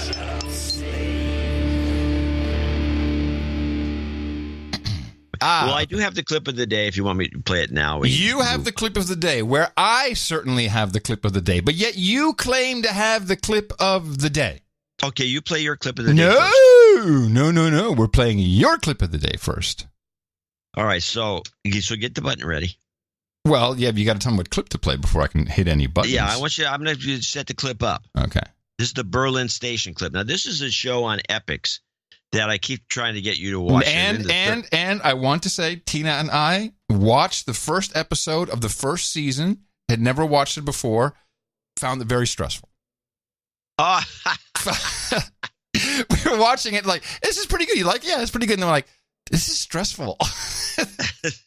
Oh, I'm sorry. No, your sensibilities were challenged. It's a little stressful. Yeah. It's a little less stressful as it goes along. The second season is less stressful. The third season is really interesting because they've set up this thing where the Russians are trying to take over Estonia. But it's not the Russians. It's one of the patriarchs or one of the oligarchs. False flag. It's all kinds of. It's just cool. It's very interesting, and so and I think it's a great show. People should watch. It's only, I think, 9 episodes or a year. It's not that big of a deal. But in this particular episode, they're checking in with Langley, and the woman that's out at Berlin Station is having a debriefing, and the guy is now concerned about some super spook who is now coming out of the woodwork from the olden days, and they're concerned about this. And here's how the dialogue goes. What do you know about Gilbert Dorn? Gilbert Dorn? Same as everyone. Legend put out to pasture. Saw and did it all during the Cold War. Cast a pretty long shadow at Berlin Station. He never left. Retired in Berlin. Did not know that. Let me guess. He's writing a book. Worse. Podcast. Clip of the day. That's right. The lowest pole of spycraft. You cannot get any lower on the ladder than being an ex-spook podcaster. It's the worst. Congratulations. I feel proud. Yeah, it's pretty good. Yeah. Worse. That had clip of the day written all over it from my perspective. It did. Well, you've probably heard my clip of the day, but I'm always bringing these things along just in case. This was a radio show, and the radio show is David Webb's radio show. He's a Fox News contributor, and he had CNN analyst Areva Martin on his show calling in, and this is what happened. Shouldn't their primary requirement, regardless of ethnicity, regardless of network, be that they are capable of covering politics? For instance, if you're going to cover political campaigns, sports may not be the most qualified background, and that brings to the point of if people want to get into these fields regardless of color. I've chosen to cross different parts of the media world, done the work so that I'm qualified to be in each one. I never considered my color the issue. I considered my qualifications the issue. Well, David, that's a whole nother long conversation about white privilege and things that you have the privilege of doing that people of color don't have the privilege of. How do I have the privilege of white privilege? David, by virtue of being a white male, you have white privilege. This whole long conversation, I don't have time to get into. Areva, I hate to break it to you, but you should have been better prepped. I'm black. Ruh-roh. Did you hear this exchange? Yeah. I think it's a classic. I'm going to play the rest of it. It's so beautiful. Okay, then I stand. See, you went to white privilege. This is the falsehood in this. You went immediately with an assumption. Your people, obviously, or you didn't look. You're talking to a black man who started out in rock radio in Boston, who crossed the paths into hip-hop, rebuilding one of the greatest black stations in America, and went on to work for Fox News, where I'm told apparently blacks aren't supposed to work, but yet you come with this assumption and you go to white privilege. That's actually insulting. It is, and I apologize because my people gave me wrong information. They told me the whole white privilege thing is insulting. David, can I apologize and correct the record? I want to apologize. I was given wrong information about you, and I apologize. But based on my But color, you were going to something that I was part of. And just to add to it, my family background is white, black, Indian, Arawak, Irish, Scottish. I mean, it's so diverse. I'm like the UN when it comes to this. And this is part of the problem with driving a narrative around a construct like white privilege. Privilege is one thing where applied wealth, economy, various social factors, but not necessarily determined by color of skin. See, I think this is such a beautiful example of exactly what is wrong today in this social justice warrior movement and white privilege. And I mean, literally, she was calling the guy out for having white privilege for something he said, which meant that he could only have had white privilege. But then when it turns out he's black, then she actually apologized, said, well, of course you don't have that. I mean, this makes your head spin as to, well, the fact that this has not gotten a lot of, I mean, it's online. We got some social media virality. Yeah, it's got a little bit of attention. Just a little bit.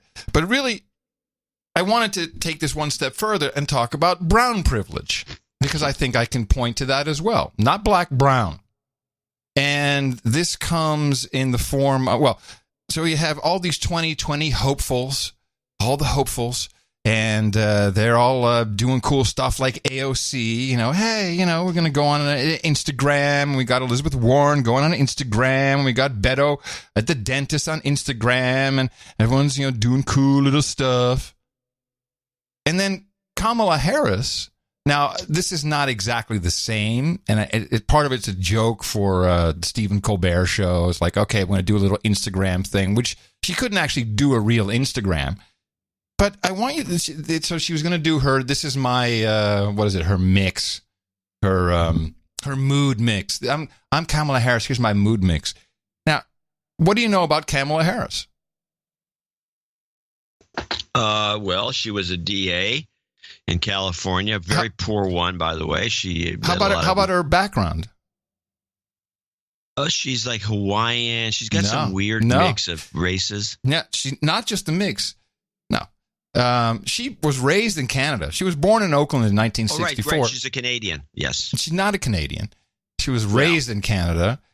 But her parents, her dad is from Jamaica. Her mom is a Tamil Indian. She is not African American. Yet somehow, brown color skin gives her the privilege to appropriate black culture. I see where you're going. Hey, it's Kamala Harris, and this is my mood mix. A song that has always made me dance. And it's not about the song, it's about how she speaks. Check the rhyme, A Tribe Called Quest. I'm talking about Fife. Yeah, I know I'm talking about, yeah. A song from my favorite movie, Purple Rain by Prince, and Shallow by Lady Gaga. Oh, yeah. Okay, so it's supposed to be my favorite song at a cookout, but you don't play just one song at a cookout. You play a lot of songs. Now, she sounds like any Beyonce fan right now. And I just want to say, it's not appropriate. If we're going to talk about white privilege and appropriation and brown privilege, just because you have brown skin doesn't mean you can act like you're an African American. I can make this argument. Yeah. Well, you're making the argument now. Yeah, I'm done. That was my argument. Yeah, no, she's a phony. It's a big phony. And it just goes on and on and on with this mood people mix. Keep saying, well, she could be, high-end lib Joes. Yeah. Not the twosome, but some other ones I Ooh, know. your guys are low rent? There's high-end lib Joes? Yeah. Oh. Yes, they are low rent compared to high-end lib Joes. Okay. We're talking about the Silicon Valley billionaire class. Which is high-end. They all think that Kamala or Kamala, I always thought it was pronounced. No, she said Kamala. Okay, well, it's Kamala. But she as a candidate for president, she's like a kid, and she's a dummy. She's not as dumb as AOC, I will say that. You like calling people dumb. No, I don't. I really don't like calling people dumb. I feel bad about it. No. But I have to let's say what it is. I mean, if somebody's dumb like AOC, what else can I describe it?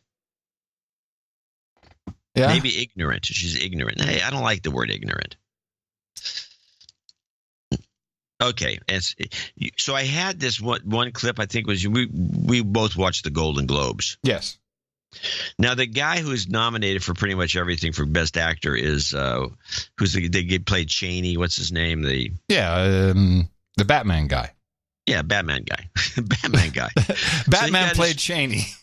So Batman plays Cheney. So he's British, and he's a very good actor because he played an excellent Cheney. If you've seen the movie, No, I didn't think much of the movie. I found the movie to be very. I didn't like the movie. Christian Bale.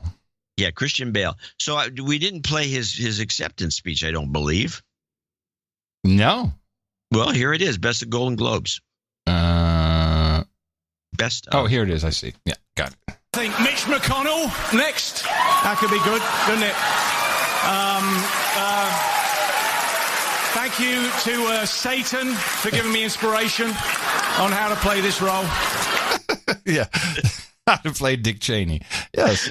Oh, this is perfect. Everybody got bent out of shape about that. Oh, really? I thought it was funny. I think it's funny. Yeah, it was funny. Oh, jeez. No, because someone didn't thank God. He thanks Satan. What's your take? Well, actually, I have a take. But what's your take on this Gillette ad? I didn't think much of it. I thought it was insulting to normal men. Yeah. My immediate reaction, just seeing, you have to see it. If you listen to it, it doesn't quite work. I also was like, really? I spend, how much? It's so expensive, their product. I went straight away to see if I could short the stock, but they're part of Procter and Gamble. Like, they got some winners in there. You don't want to get any traction. It's actually surprising that they did something like this because Procter and Gamble is notorious for being one of the greatest marketing companies in the history of the United States. Well, I think they got a lot of attention, but I think it worked for them. I think it does work for them. No, I think it does. I think it works for them. I think they got the attention they wanted. It was interesting. One of our producers sent the tags that they put on the video, which are invisible unless you know how to look for it. Not that hard. No, but they're not surfaced. But I'll read some of these tags in general, these are search terms they want people to find this video: anti-harassment, stop harassment, anti-bullying, stop bullying, modern masculinity, crisis of masculinity, manhood, masculinity, Me Too movement, empowerment, campaign, diversity, empower, commercial, inspiration, Gillette commercial, and Me Too. They were really going all out for this one. Yeah, well, they went all out. I think it'll help them. I really don't. I mean, there's the old. You're going by the thesis that any publicity is good publicity, which is a common thing you can. And I think it applies mostly, and it might apply here, but generally speaking, I think it's just created just a little nagging ill will. Well, the problem is, especially with men who are just feel that they were insulted by a product, by companies whose product there's alternatives to, especially in the middle of this moment where you have all these cheap alternatives coming out of the woodwork from every which way. And it's like, this is not the time to do this. What I'm more interested in, because they have more marketing than just this.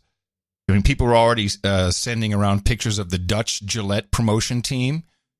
Who were the girls with Gillette tattooed on their ass? No, the really tight, like kind of dominatrix outfits with Gillette across their blue butt. Outfits of latex, they're tight fitting. The girls are well shaped. Dude, this is the mistake they're making. Is they've got a worldwide and then they put brand. Gillette on their butts. Yeah, and so this is like, how does this work with the other ad? I mean, are you trying to like? Is this? That's even. I think that's even more insulting. This is the short thinking. This is the mistake. This is the mistake. Should not have let that happen. But it's happening. This brand's doing all kinds of weird things. I mean, I'm not a comic book guy at all, but I do know that Shade, the mutant drag queen superhero, might be an issue. Well, now I'm I'm not going to say that I'm less or more of a comic book fan than you are, because I have collected a few copies of different things. Not that I have a comic book collection per se. I have like 3. You are way ahead of me. Just saying that. I have no idea what you're talking about. Oh, so apparently Marvel Comics they have Iceman is one of their comics, and in edition 4, there's a new drag queen superhero named Shade, and she has, I guess she has some superpowers. But it's like a mutant drag queen is now a superhero in the Marvel lineup. Okay. Yeah. And the world is changing around us. See how that comes around in the next movie. RuPaul is a shoo-in. Good to go. Superhero. RuPaul is a superhero. Who would have known? Who would have thunk? It can happen.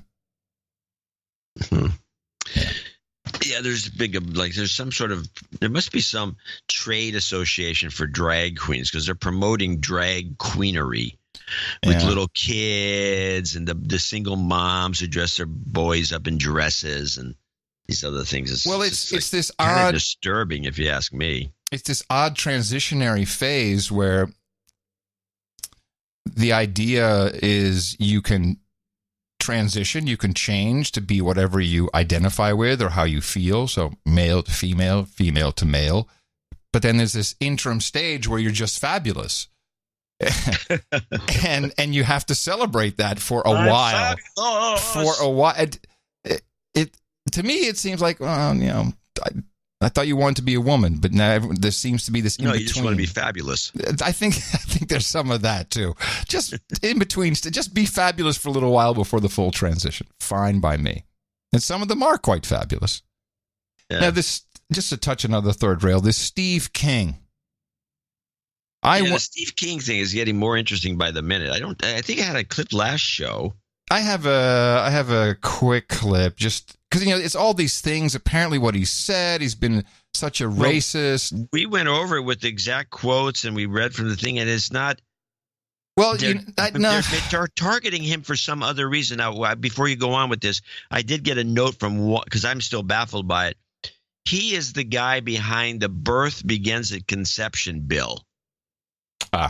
So he has to go. One of our producers says this might be the reason they're targeting him, because this is a nasty bill if it got through. But this kind of thing doesn't get voted through. So he has to go. Well, just looking at. So the New York Times did a rundown of all the things he said. And I completely understand how you can have a certain mindset, an idea about someone or who they are. And isn't he like a tractor driver? He's from Iowa. He wasn't like basically He's from Ohio, isn't he? I thought he was from Iowa. I could be wrong. Is he from Ohio? No, he's Iowa. He's from Iowa. Yeah, he's from Iowa. Oh. Yeah, he's like a farm guy. He's like a farm guy. So I can understand where if you already have in your mind, well, he's clearly a racist, white nationalist. He's from Iowa. He's got to be, even more than Ohio for sure. So let's just look. In 2002, he filed a bill requiring schools teach that the United States is, quote, the unchallenged greatest nation in the world and has derived its strength from Christianity, free enterprise, capitalism, and Western civilization. Yeah. Now, first of all, to look at anything from 2002 in a 2019 lens is complicated. But this doesn't necessarily show racism, these types of comments. No.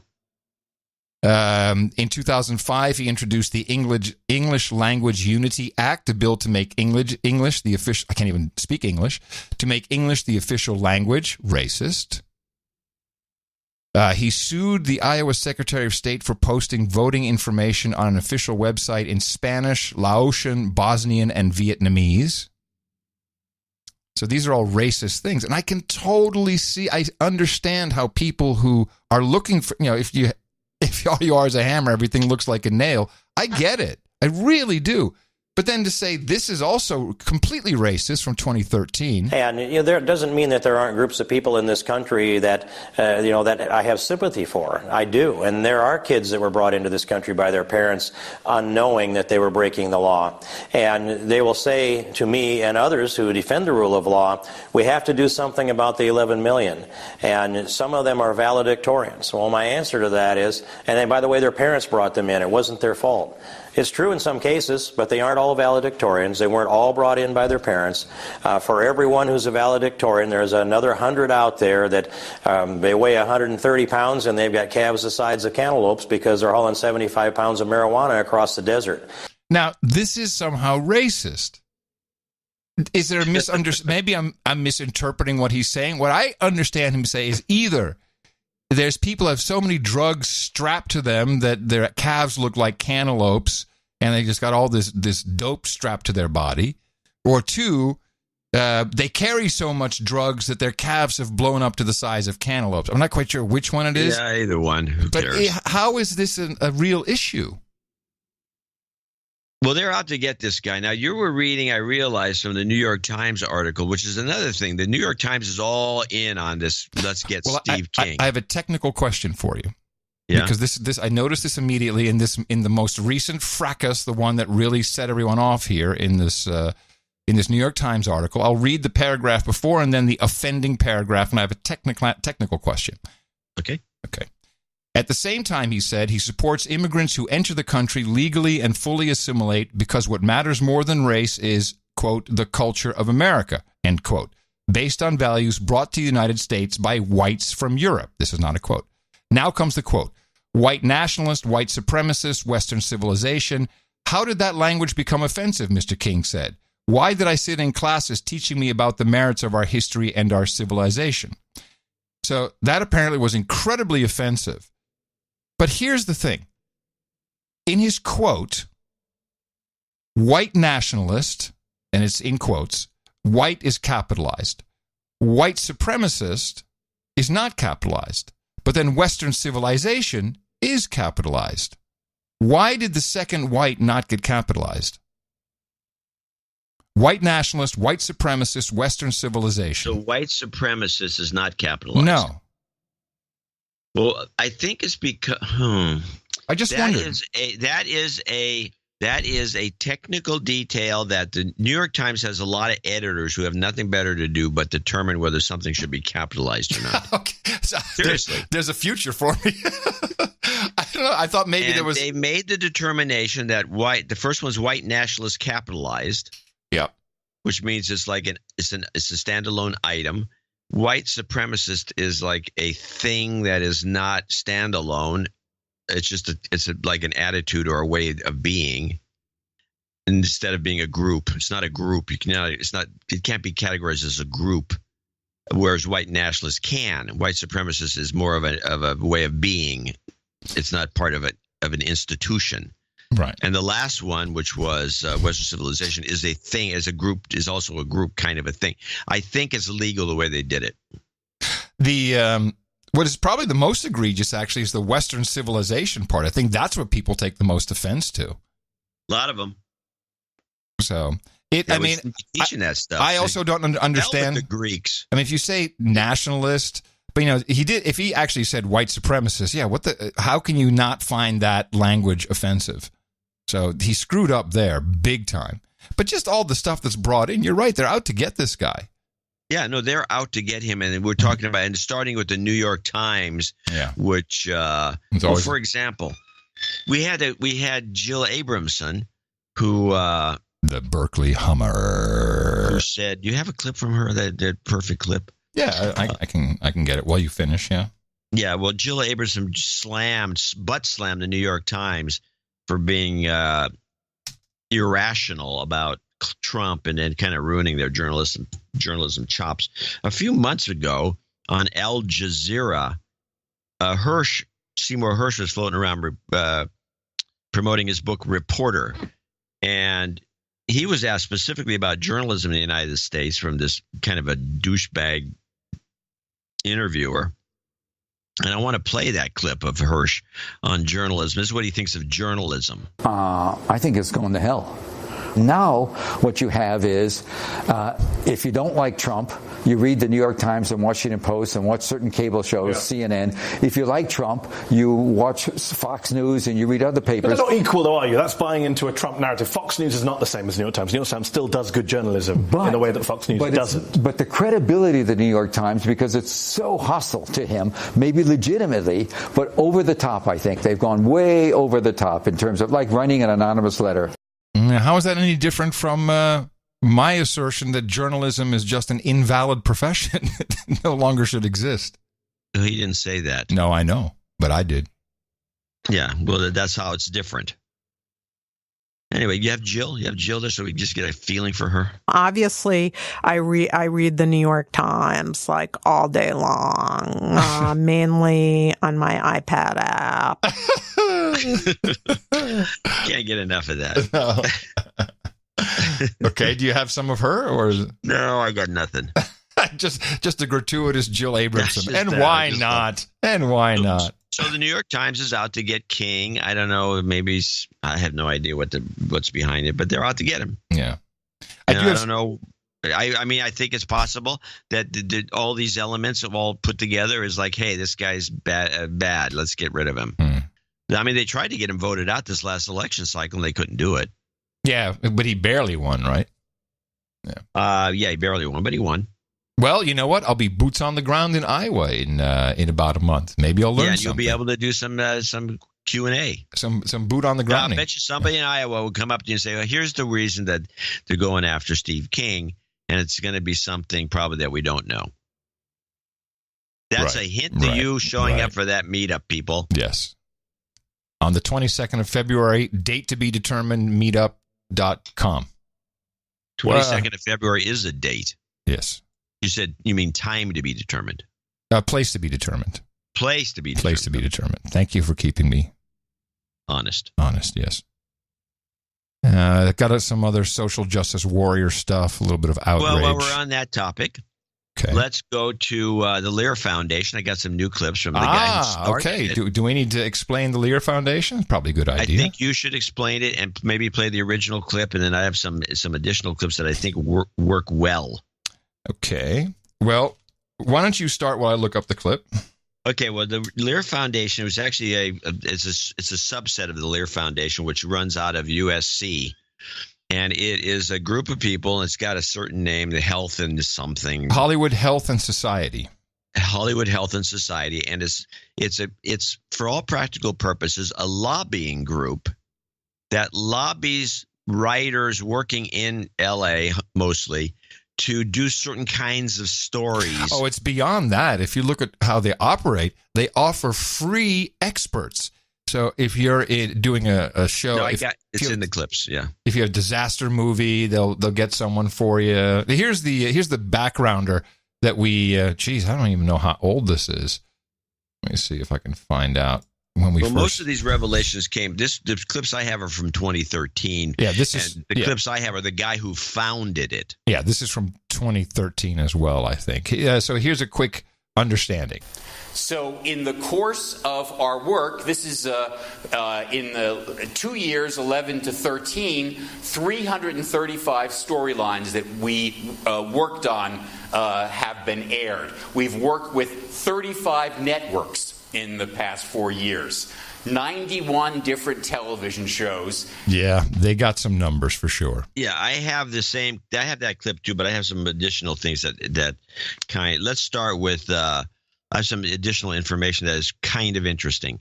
Let's hear Lear Kaplan writers meetings, and it's got a little of that clip and some more. So we will put on a topic that is of interest to us, and we hope it's of interest to writers. So in that year or recently, addiction, fact and fiction, a world of stories, which is about global health stories, place matters, which is about in particular, how income is a huge determinant of public health. Beyond Aaron Brockovich, something about toxins in the environment.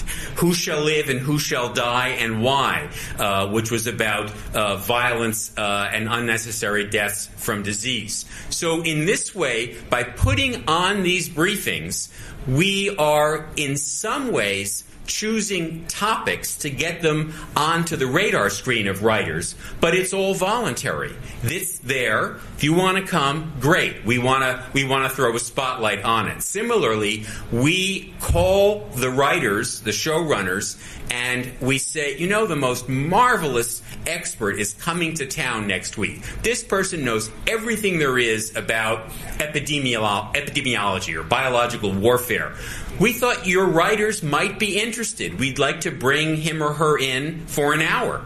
And almost always they say yes. So even though we are a resource, we're an especially friendly and a little bit aggressive resource trying to bring to the attention of writers issues of prominence. And by the way, the people that we bring to the writers' rooms turn out often to be the basis for characters that appear in series. And because of that, we pay special attention to having women and minority scientists and doctors among the people who come, because that illustrates, without saying a word about it, that these are people that do this kind of work. Excellent. You're doing God's work. Great stuff. We should remind the listening audience that Norman Lear produced All in the Family, Archie Bunker, and just to show you the power of the Norman Lear's work, Archie Bunker, the guy at the time, as we've discussed before on the show, was your typical middle-class, white-collar, working Democrat. However, no, blue collar. I'm sorry, white collar, blue collar. However, he was branded as the Republican, as a Republican racist, which was not. I mean, you said your dad was very much like Archie Bunker. Everybody's dad was back then, yeah, and they were Democrats, and they were all Democrats. Okay, so they all worked for a living. That's how powerful. That's the way you used to put it. Do you work for a living? Yeah, very powerful. Powerful stuff. Somehow made them Republicans, and there was never a Republican in the group. And the Archie Bunker character was a stereotypical Democrat union guy. Yeah, and it was so effective that Rob Reiner is still mentally disturbed from that whole era. Yes, he is. He's been confused. His brain was very scrambled. So I got a kind of a kick out of this following thing. This is Lear Kaplan, Climate Changes. So in the course of our work, this is in the 2 years, 11 to 13, 335 storylines that we worked on have been aired. We've worked with 35 networks in the past 4 years, 91 different television shows. We have a brand new aspect of Hollywood Health and Society, which is to work with on the topic of climate change. Woo! Where, again, all these different activities, writer briefings, screenings, newsletters, and so on, are an attempt to provide free resources to writers who want to include climate change as one of the storylines that they're working on. And just to give you an example of that climate change work, a few weeks ago, there was a field trip. We do something called story bus tours to the JPL NASA lab in Pasadena, where we brought something like 37 writers and producers to experience the most amazing stuff that they have going on to inspire them in this area. Amazing.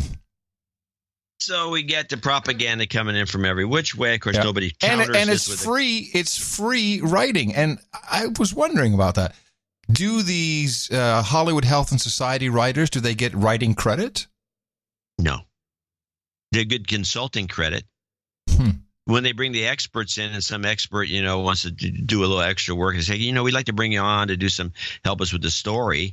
Right. They get a consulting gig. But you're not going to get no. The no Writers residuals. Guild controlled. No. Okay. The Writers Guild controls how those credits are doled out. All right. And these guys don't get any credits. Got it. Now, So I found that last little tidbit to be the one that was the most interesting to me, which is Lear Kaplan 2030. How did they get their money?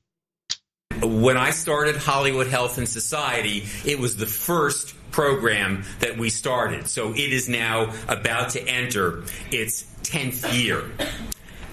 We are funded largely by the U.S. federal government. And our number one sponsor since the beginning has been the Centers for Disease Control and Prevention.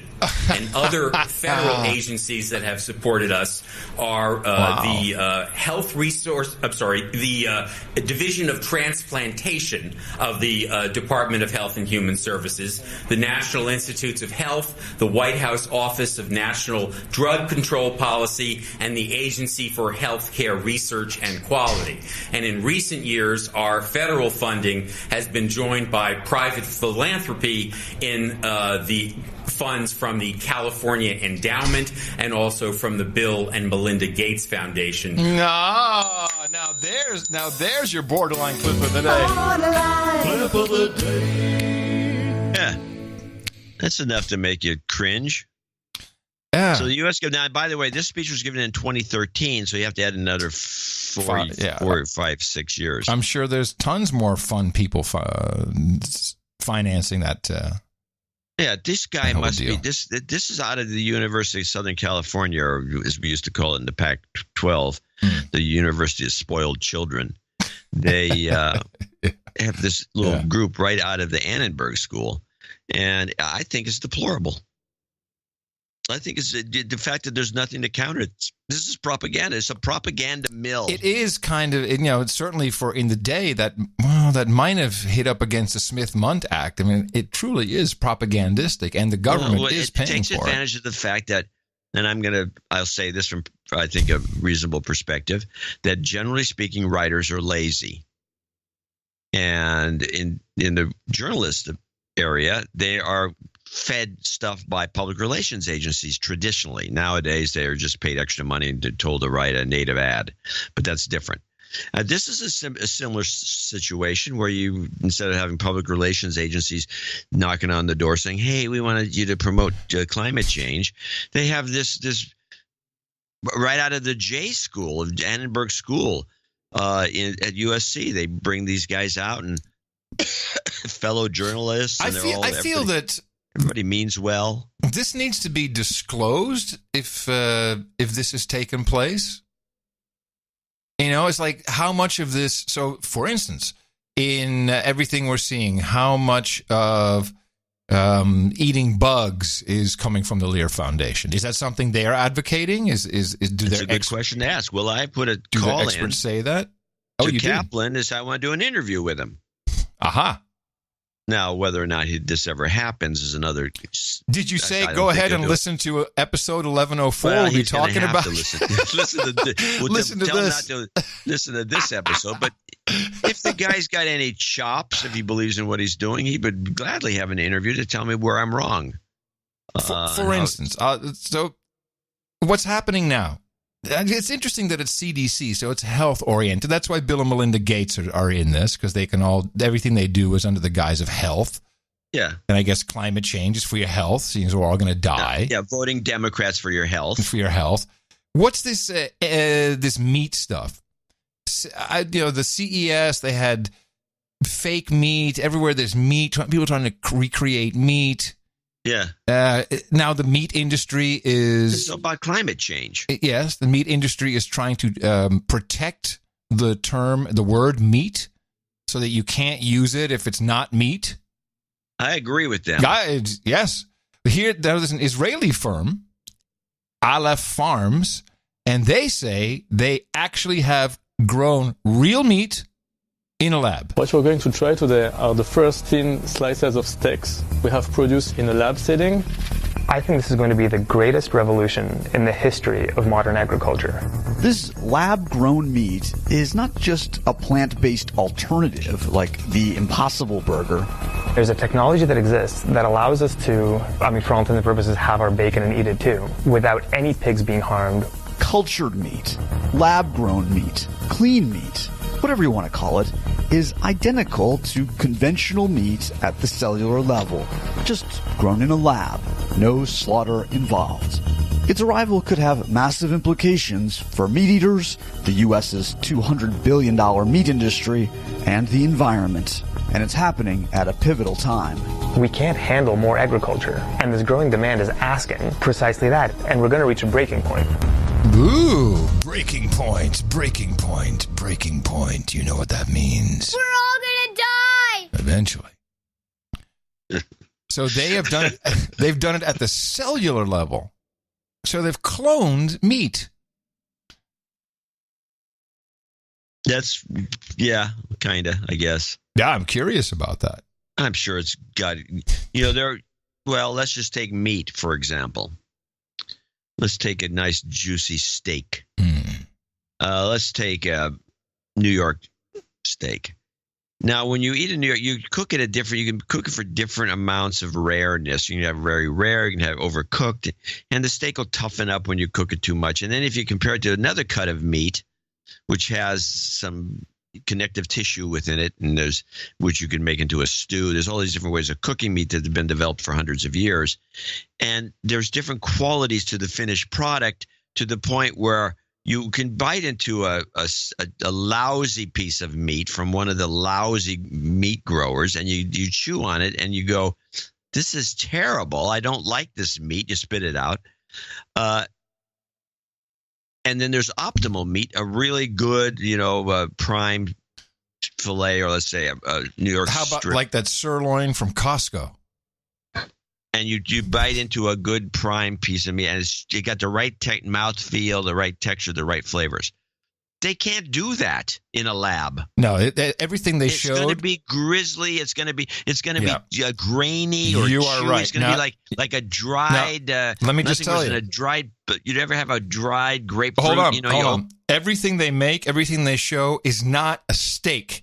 It looks like hamburger or ground beef. It's ground. They're not making steaks. Yeah, it's going to be ground beef. It's ground beef. Yeah, hamburgers for McDonald's. Yeah. What I believe is going to happen. They're going to start experimenting with this by slipping it in. So you're going to have the hamburger will be contaminated, because there is, I think, a rule where you can't call it a hamburger after there's, so much contaminated in it, wood pulp or whatever they like to put in these burgers. No, it's a silicon. No, there's actually a wood pulp. It's don't you remember Taco Bell had like sand? Oh, that's Taco Bell. They got some other. Who knows what meat? It's meat. It's meat. It's sand. Yeah, they got a bunch of weird stuff in their meat. Yeah. But this will go into the Taco Bell taco. Yeah. And it won't be much of a difference. If it's 10%, 20%, and it'll save them a bunch of money. Maybe. I don't even know it's going to be that cheap. No, it's just going to. Oh, of course it won't be cheap. They'll be gouging people with this technology. It's to save the world. You have to spend extra to save the world. Yeah. Of course. The Save the World taco. That's not going to sell it. What people want is $1 taco. Save the world taco. $10, but hey, climate change. It's your problem. Eat it. Yeah. Okay. What else we got? Well, okay. We had the confirmation hearing in the Senate of the proposed, the nominated Attorney General, a very interesting choice. I've been watching some of this, and I will have to say that woman, that senator from Hawaii, Hirono, whatever her name is. She's the worst. She is a moron. Do you have any clips of her?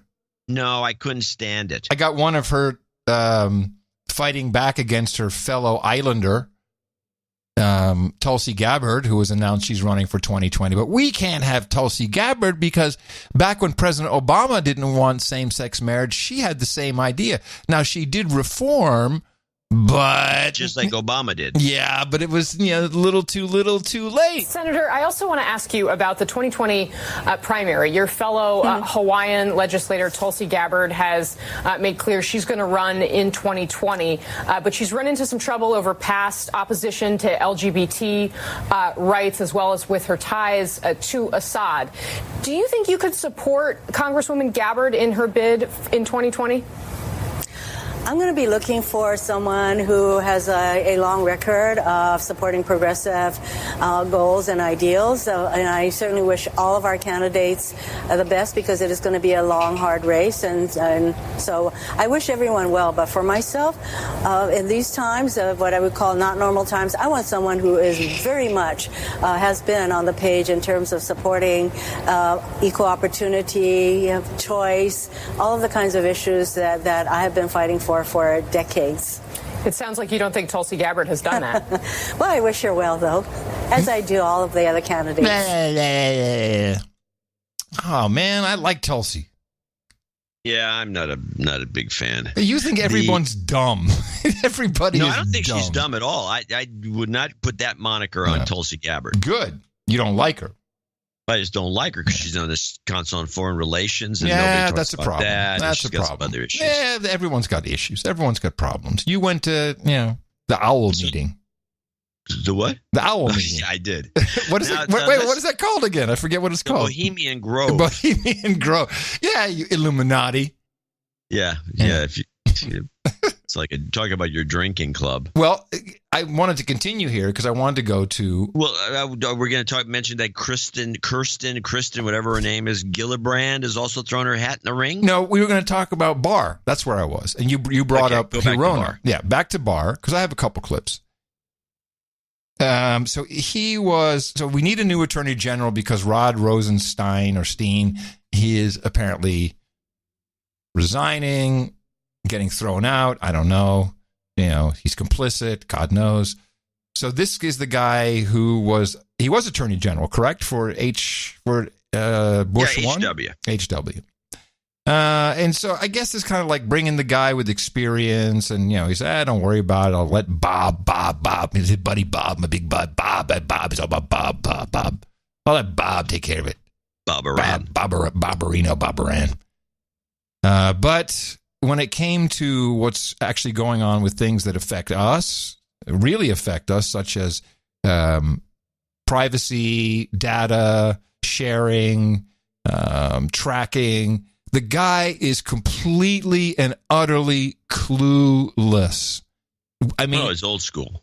No, he doesn't deserve to have the job. Well, you got to have a whole. These clips will prove it. Here is the first one. And this is actually Senator Josh Hawley, Republican from Missouri, asking the questions. And he's going to ask a couple questions about how he would, as Attorney General, would work with and handle some of the issues surrounding social media companies in Silicon Valley in general. Just on the subject of ownership of data, as you know, Facebook is currently subject to a 2011 consent decree, as part of which it agreed not to release or share or sell personal user information without the knowledge and consent of its users. Facebook's CEO, Mark Zuckerberg, has adamantly insisted under oath, as recently as April 10th of 2018, that on Facebook, users have complete control, those are his words, over everything that they share. However, as I'm sure you're aware, recent media reports have indicated that Facebook, in fact, routinely has shared user information without users' consent or even knowledge. Now, the Justice Department has the authority to enforce the terms of the 2011 consent decree and potentially to prosecute any violation. Will you consider doing so? Well, because that is something that I might have to get involved with and supervise if I'm confirmed, I'd rather not, make any comments about it right now. Okay. So, okay. Wow, great. Yeah, the guy doesn't know what he's talking about. I'm sure he doesn't. He's probably thinking to himself, who got shot? Is anyone using a gun? In the commission of a crime? Is there anything going on? Is a communist involved? Well, the senator from Missouri is going to try to explain this to him and saying, hey, man, there's there's a hampering of the flow of information. We got deplatforming going on. There's all kinds of crazy stuff. Let me ask you this. These same technology companies also control the flow of information. Or the flow. The flow. No, they don't control the flow, but okay. At least influence it. The flow of information to consumers to an unprecedented degree. I mean, you have to go way back in American history to find any analog, back to the paper trust, to find an analog of a small group of companies that control the information and influence the news and its flow to Americans to the extent that these companies do. And there's growing evidence companies have leveraged their considerable market power, if not monopoly status, to disfavor certain ideological viewpoints, particularly conservative and libertarian viewpoints. Do you think the Department of Justice has authority under the antitrust laws or consumer protection laws or other laws to address bias by dominant online platforms? I would just say generally, I wouldn't think it would. I'd have to think long and hard before I said that it was really the stuff of an antitrust matter. On the other hand, it could involve issues of disclosure and other implicate other laws like that. He has no clue. I agree. And also, neither does Hawley from Missouri.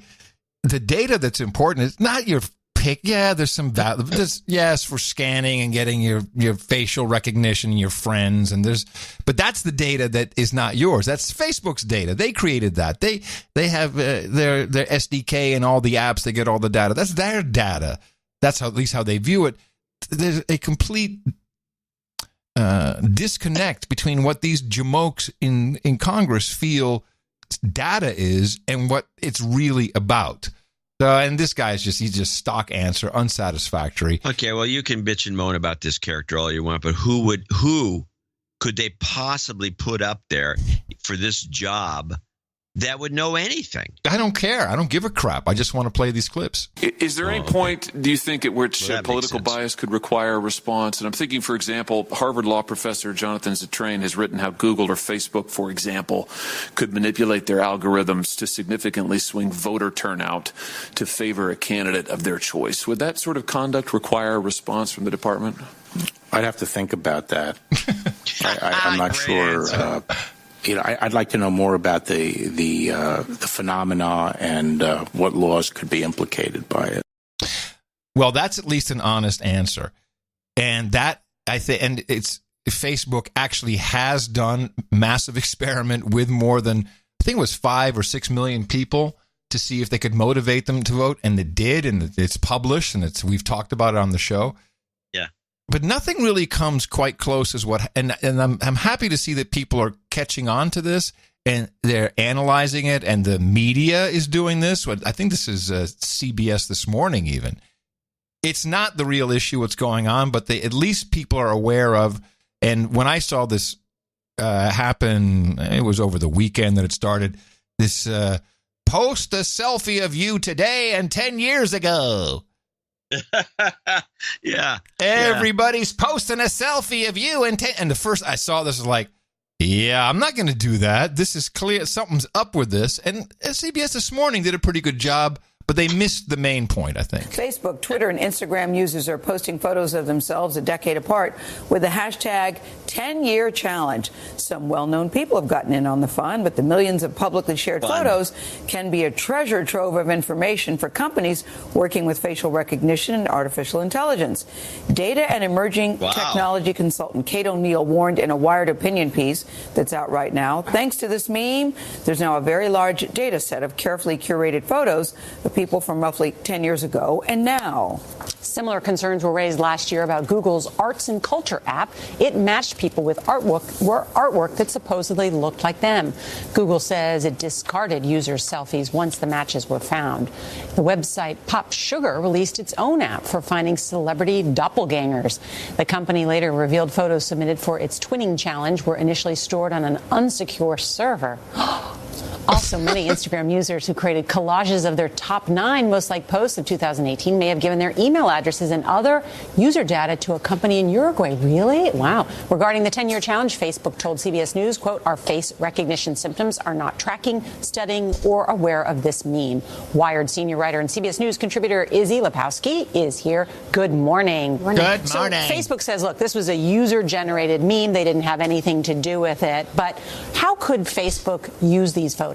Right. So there's nothing inherently bad about this. Right. It was all in good fun, generated by users. But what we have to think about is what we're giving away when we're having this fun, right? And so in the case of the 10-year challenge, it is this streamlined, organized data set that shows what you look like 10 years ago and what you look like now. And if you're trying to train a machine learning algorithm to learn how people age, this is something that Facebook could do. This is something that other researchers might want to do. This gives you a pretty nifty way of doing that. So I think that's a red herring because that's not what's going on here. I think it might or might not be a red herring, but I like the idea. I was going to post something. I just didn't. I'm too lazy. I was going to post a picture of an old black man. That would be me 10 years ago. And then some other, Yoda or some other, just some other picture of some other racist Nick meme. Nick Nolte's mugshot. Now that would have been good. I used Nick Nolte's mugshot, his hair disheveled, and just some random 2 photos, and saying, well, I look a little better now. I don't know. So my view on this is seems like a goof. Yeah, I mean, here's the things that actually do that are intended to get information from you and learn about you and profile you. Yeah, maybe these pics, maybe this particular meme. I don't think so. The games, like, do you know all these top 10 songs from the 80s? Those are all a scam. Those are all about tracking and getting information on you. Yeah. In this case, I think it's pure, and this may be the only thing that Silicon Valley really is going after. Is how can we move the needle just a little bit? How can we make you do something? And I think that's what this is about. What can we create that you will engage with?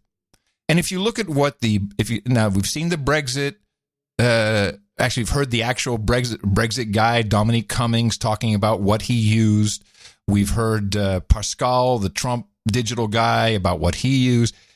All they're looking for continuously is what words, what color, what button to click can we use to make someone do something when we want them to? Yeah, buy something.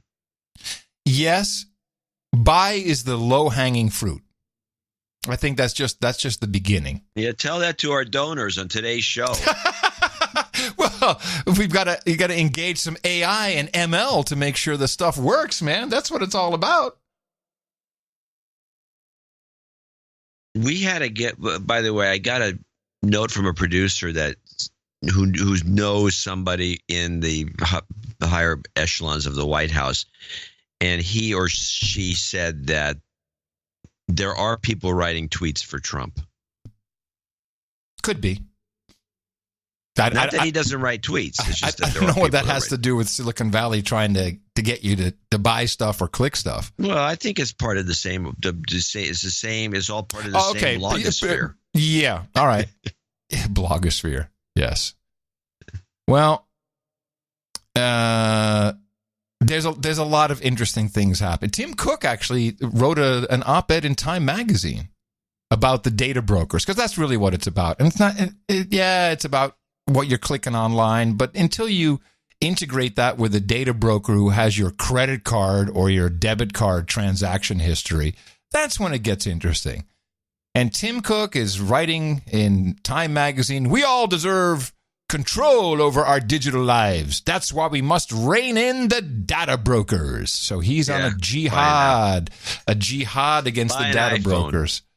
Yeah, of course, he's trying to tell us that the iPhone, you're protected, while Australia just passed a law that all digital platforms must be prepared to give encrypted data with some kind of key to decrypt upon request.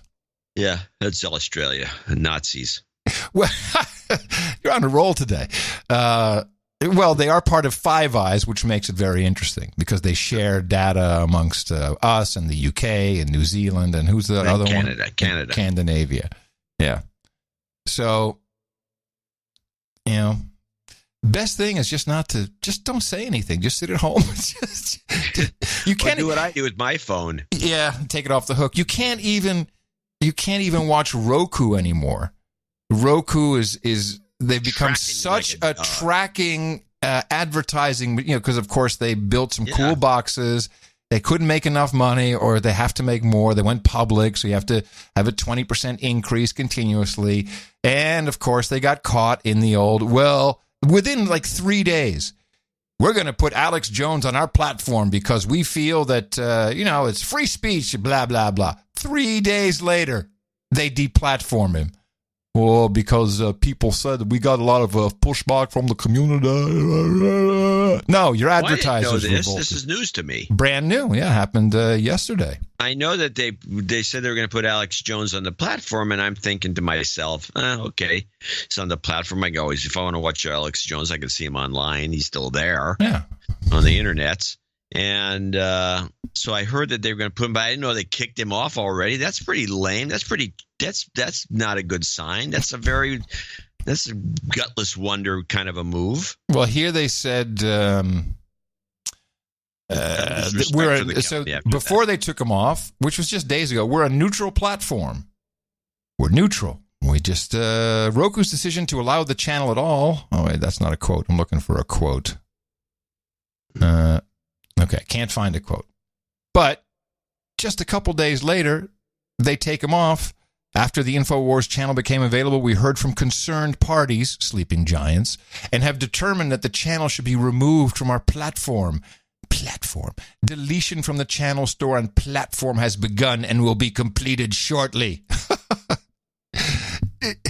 Do not move. It will only hurt more during the deplatforming process. What if Pluto put him on? What would happen then? Well, Pluto is on Roku, so then Pluto would be deplatformed. Yeah. Well, I think the cat channel is a problem, quite honestly. If you want to deplatform anything, it's the cat channel. I love the cat channel. Don't take off the cat channel. I'm going to show my support by donating to No Agenda. Imagine all the people who could do that. Oh yeah, that'd be fab. Yeah, on No Agenda in the morning. And we continue our romp through the various producers who at least came in for today's show. 11:04, starting with James Melcher in Honolulu, Hawaii. He needs a de-douching. You've been de-douched. He has something here to say. No, I have to read this over later. Joseph DeFeo in Long Island City came in, $111.11. David Boswell in Georgetown, Texas, $100 with a thank you. Tim Lang in San Francisco, California, $100.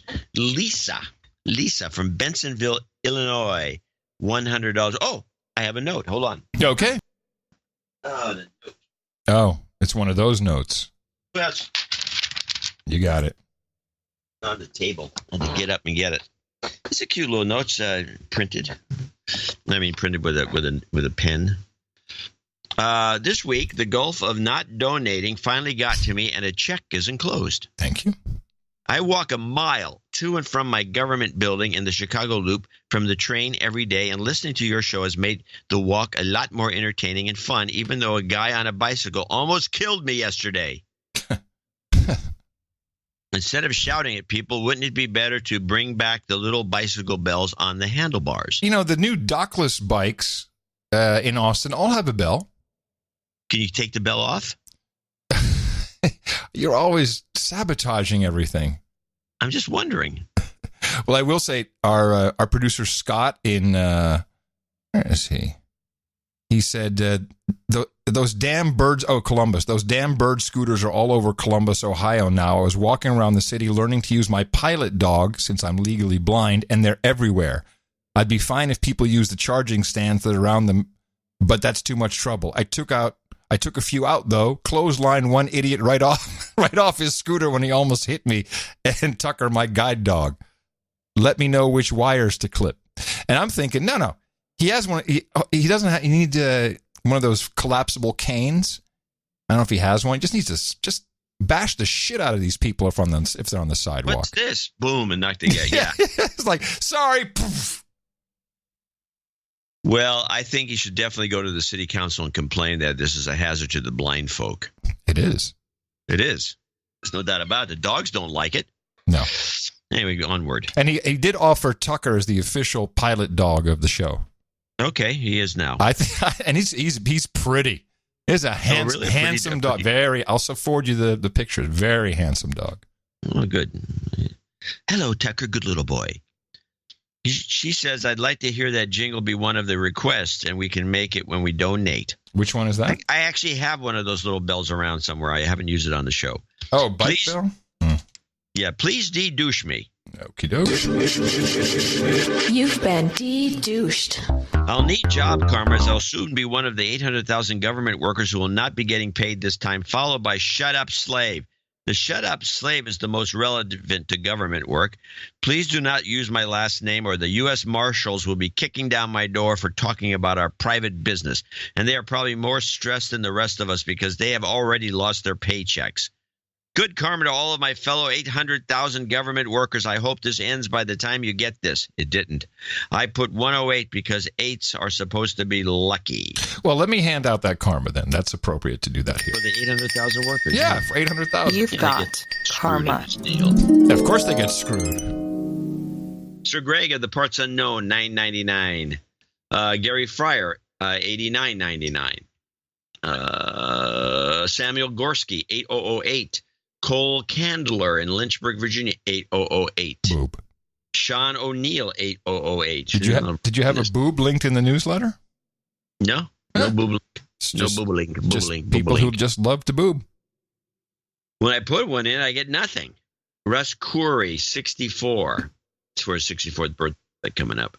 Bob, Baron Bob, a High Point, 5510. Oh, Sven, Russ needed a de-douching, which I want to give him. You've been de-douched. Yeah, and Baron Bob, NC4RG 73s. 73s, Kilo 5, Alpha, Charlie. Sven Eric Jansen, I think, 55. Thank you for keeping us woke. We got the information on the Austin meetup today. You must have heard it on the show. Yep, March 2nd. March 2nd. Samuel Reichman in Peck, Michigan. First-time donor, $51.15. Bill Johnson, $51.04. Matthew Smith, $51. Sir Eric VM, Baronet of the Valley, $50.38. Aaron Buckler, $50.33. And the following people are $50 donors, name and location. Beginning with Micah Miller, Bethel, Pennsylvania. Joe DeRuin in Savannah, Georgia. Keith Yarborough in Austin, Texas. John Haller in Missoula, Montana. Dowlett Zanguzan in Bellevue, Washington. Trevor Hoagland in Portland, Oregon. Pate Snakes in Amsterdam, 50. Sir Chris Slewinski in Sherwood Park, Alberta. John Camp in Antlers, Oklahoma.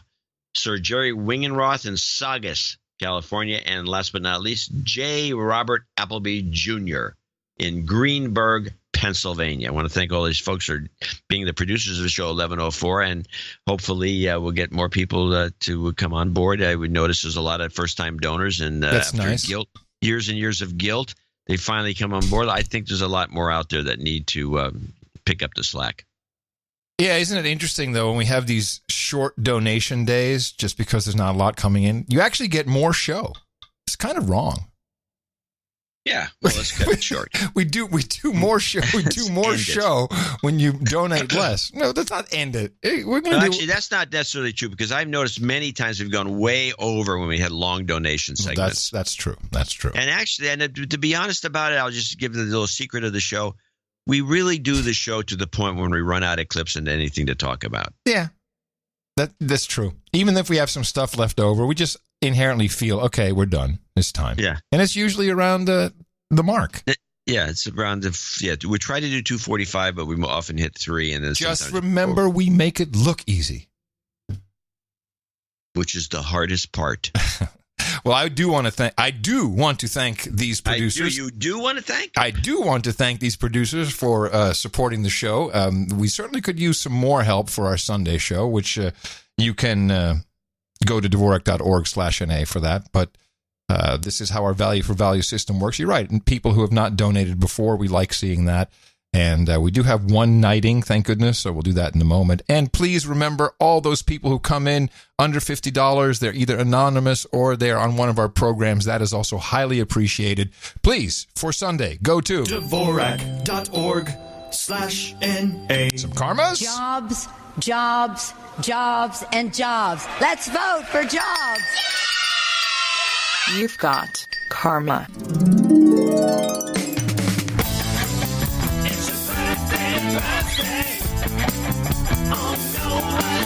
With the short donation list comes a short birthday list. Today is the 17th of January. It's 2019. We say happy birthday to Russ Corey. He turned 64 yesterday, and Michael Shane turns 33 today. The magic number. We say happy birthday to you from everybody here at the No Agenda Show podcast. And then just one knighting, but we will do that quite gladly as we, hello, Blades. Can you hold on before I get my sword out? I have to check on something. Just give me a second. I thought there might have been a second knight. What's the? I have Matt Frank. Oh, Matt Frank. Okay. I have. There's this. Whoops. Sorry. I'm looking. I have to go to the email. It's only gonna take a second.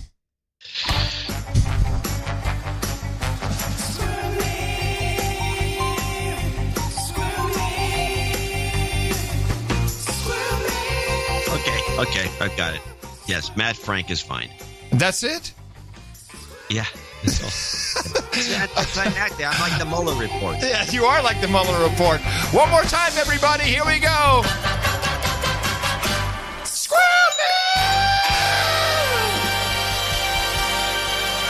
All right. Do you have your sword? Yes. Oh, thank you. All right. Hey, Matt Frank.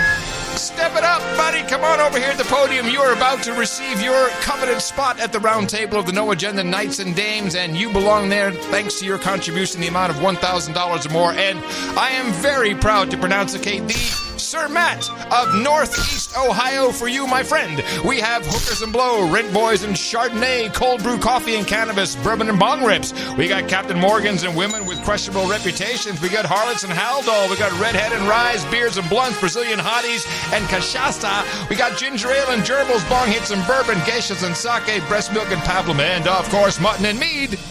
For you, our brand new knights, go to noagendanation.com/rings. And give us your information. We'll send that out to you. It is the coveted ring, the night ring, signet ring, with your sealing wax and your official certification. Yeah, so we just ordered some more, so there's still a lag. They're on the way. They don't come overnight. They are on the way. They're on the way on a ship. And thank you again for your courage. Dvorak.org/NA. And oh! Man, there was a weird story in California.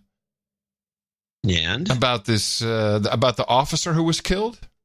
Was that the woman? Was that in Davis, California? Well, there's a bunch of people getting killed in California everywhere. Is this the woman? Well, this that is she had San the Francisco police flag and it was all bent out of shape about it? I don't know. Listen to this. When the no, it was not a woman. Investigators got into the house where the suspect was, they found a letter, open face on the bed. Davis Police Lieutenant Paul Doroshoff showed reporters this 6-line typewritten letter with the signature line typed out, Citizen Kevin Limbaugh. This is a photo of Kevin Douglas Limbaugh, now identified as the gunman who killed Officer Natalie Corona before turning a gun on himself inside his home. His letter offers new information about his mindset the night of his deadly attack. We can only speculate that it was there to be seen immediately, but it was certainly in a position where it could be seen immediately. The letter reads, the Davis Police Department has been hitting me with ultrasonic waves meant to keep dogs from barking. I notified the press, internal affairs, and even the FBI about it. I am highly sensitive to its effect on my inner ear. I did my best to appease them, but they have continued for years, and I can't live this way anymore. That's quite the accusation. Of course. Yes, this was kind of a story floating around, but it was kind of superseded by another story. Well, you know, the cops, they found out what it was. What he was complaining about of the supersonic weapon? What was it? Crickets. I guess I walked into that one. Way, and the door was so open. Well, at least I didn't try to. I didn't kill it. No, true. Well, so this woman, before she was a policewoman, a couple years earlier, she was shown dancing and holding a blue line flag. Oh. You familiar with the blue line No, flag? I'm There's not. a blue line and a red line flag. No, is the blue line? It's an American flag that's it's in all black except there's a blue line in the middle of it, and it represents the police. Oh, okay. The thin blue line. Yeah, and it represents the police, and it just commemorates or celebrates, if you want to call it that, all the police that were killed in the line of duty. There's also a red one for the fire department. So she's held now. All of a sudden, especially around here, they're all bent out of shape about the flag. Now has become, according to the Me Too people, it's become a symbol of racism. Oh yeah, what the blue line flag is a symbol of racism? Oh god. Oh yeah, I wish I had a clip. I think I can have one for the next show. But yes, it's a major symbol of racism. So anyone who has that flag or displays the flags are racist. Wow. Yeah. There was a story that caught my eye, mainly because I know how to pronounce it, Willamette. Most people don't know how to pronounce Willamette. How would you pronounce it otherwise? Oh, people say Willamette. Oh, no, it's always been Willamette. Yeah, and I know that because I got my fixed wing license at Willamette. Oh, well, I know it because my daughter went to the University of Willamette. Well, it's pretty crappy up there in Willamette. Listen to this. The sign is up at River Place. There is no dumping of sewage in the marina, whether treated or not. Vessels suspected of dumping will be asked to leave. I do see feces. I see waste, bags of waste. That's clearly from somebody living on the river. Marlon Bump is the harbor master here at the private pay-by-month facility, and just a few feet away. So we have a couple boats over here that have been on the docks for a little bit of time. Is a city-owned dock with 2 transient boats tied up. More than a few days, and it's trespassing, but there are few rangers to enforce it. There's some of the 54 boats on the state's watch list right now, compared to 85 in 2016. We got a tour around Ross Island to show you close up some of these transient boats. Homeless folks buy them for a few $100s off salvage dealers. They don't have working motors to get to shore and pump out sewage or drop off garbage. No lights or anchors to be seen. And some, like the one 2 weeks ago along the East Bank Esplanade, are so dangerous they catch on fire. Written warnings to move along last summer did nothing. Now anyone living aboard these is trespassing. The Department of State Lands plans to start seizing some of the worst offenders at $4,000 a pop and towing them out. But right now, we need to get the feces out of the water. Yeah, the turds out of the water. So as I'm listening to this, it hits me. Our exit. We missed... Turd removal? No, better We're than that. kind of doing that now. No.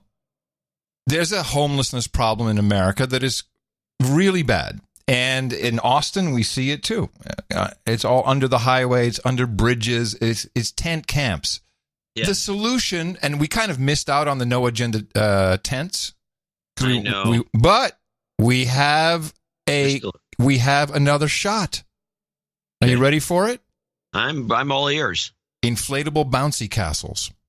You see, we take the basic inflatable bouncy castle and we of course no agenda on them. We outfit them with some pockets and stuff so you can put all your gear in there and you can just line them up on any river. They're easy to deploy. You can snap them together so all your homeless friends, you can have like a convoy, you can have a whole platoon. You can be a big float. And it's perfect. Yeah. Come on. Keep digging. We can brand this. We can brand a no agenda. We can brand it, but I don't know if you see one of these things floating out to sea. You're flying around. It's like, who's behind this? Can you imagine that promotion? Okay, you're just making my point for me. Some attention, yes, especially if it's floating out to sea with the Coast Guard choppers.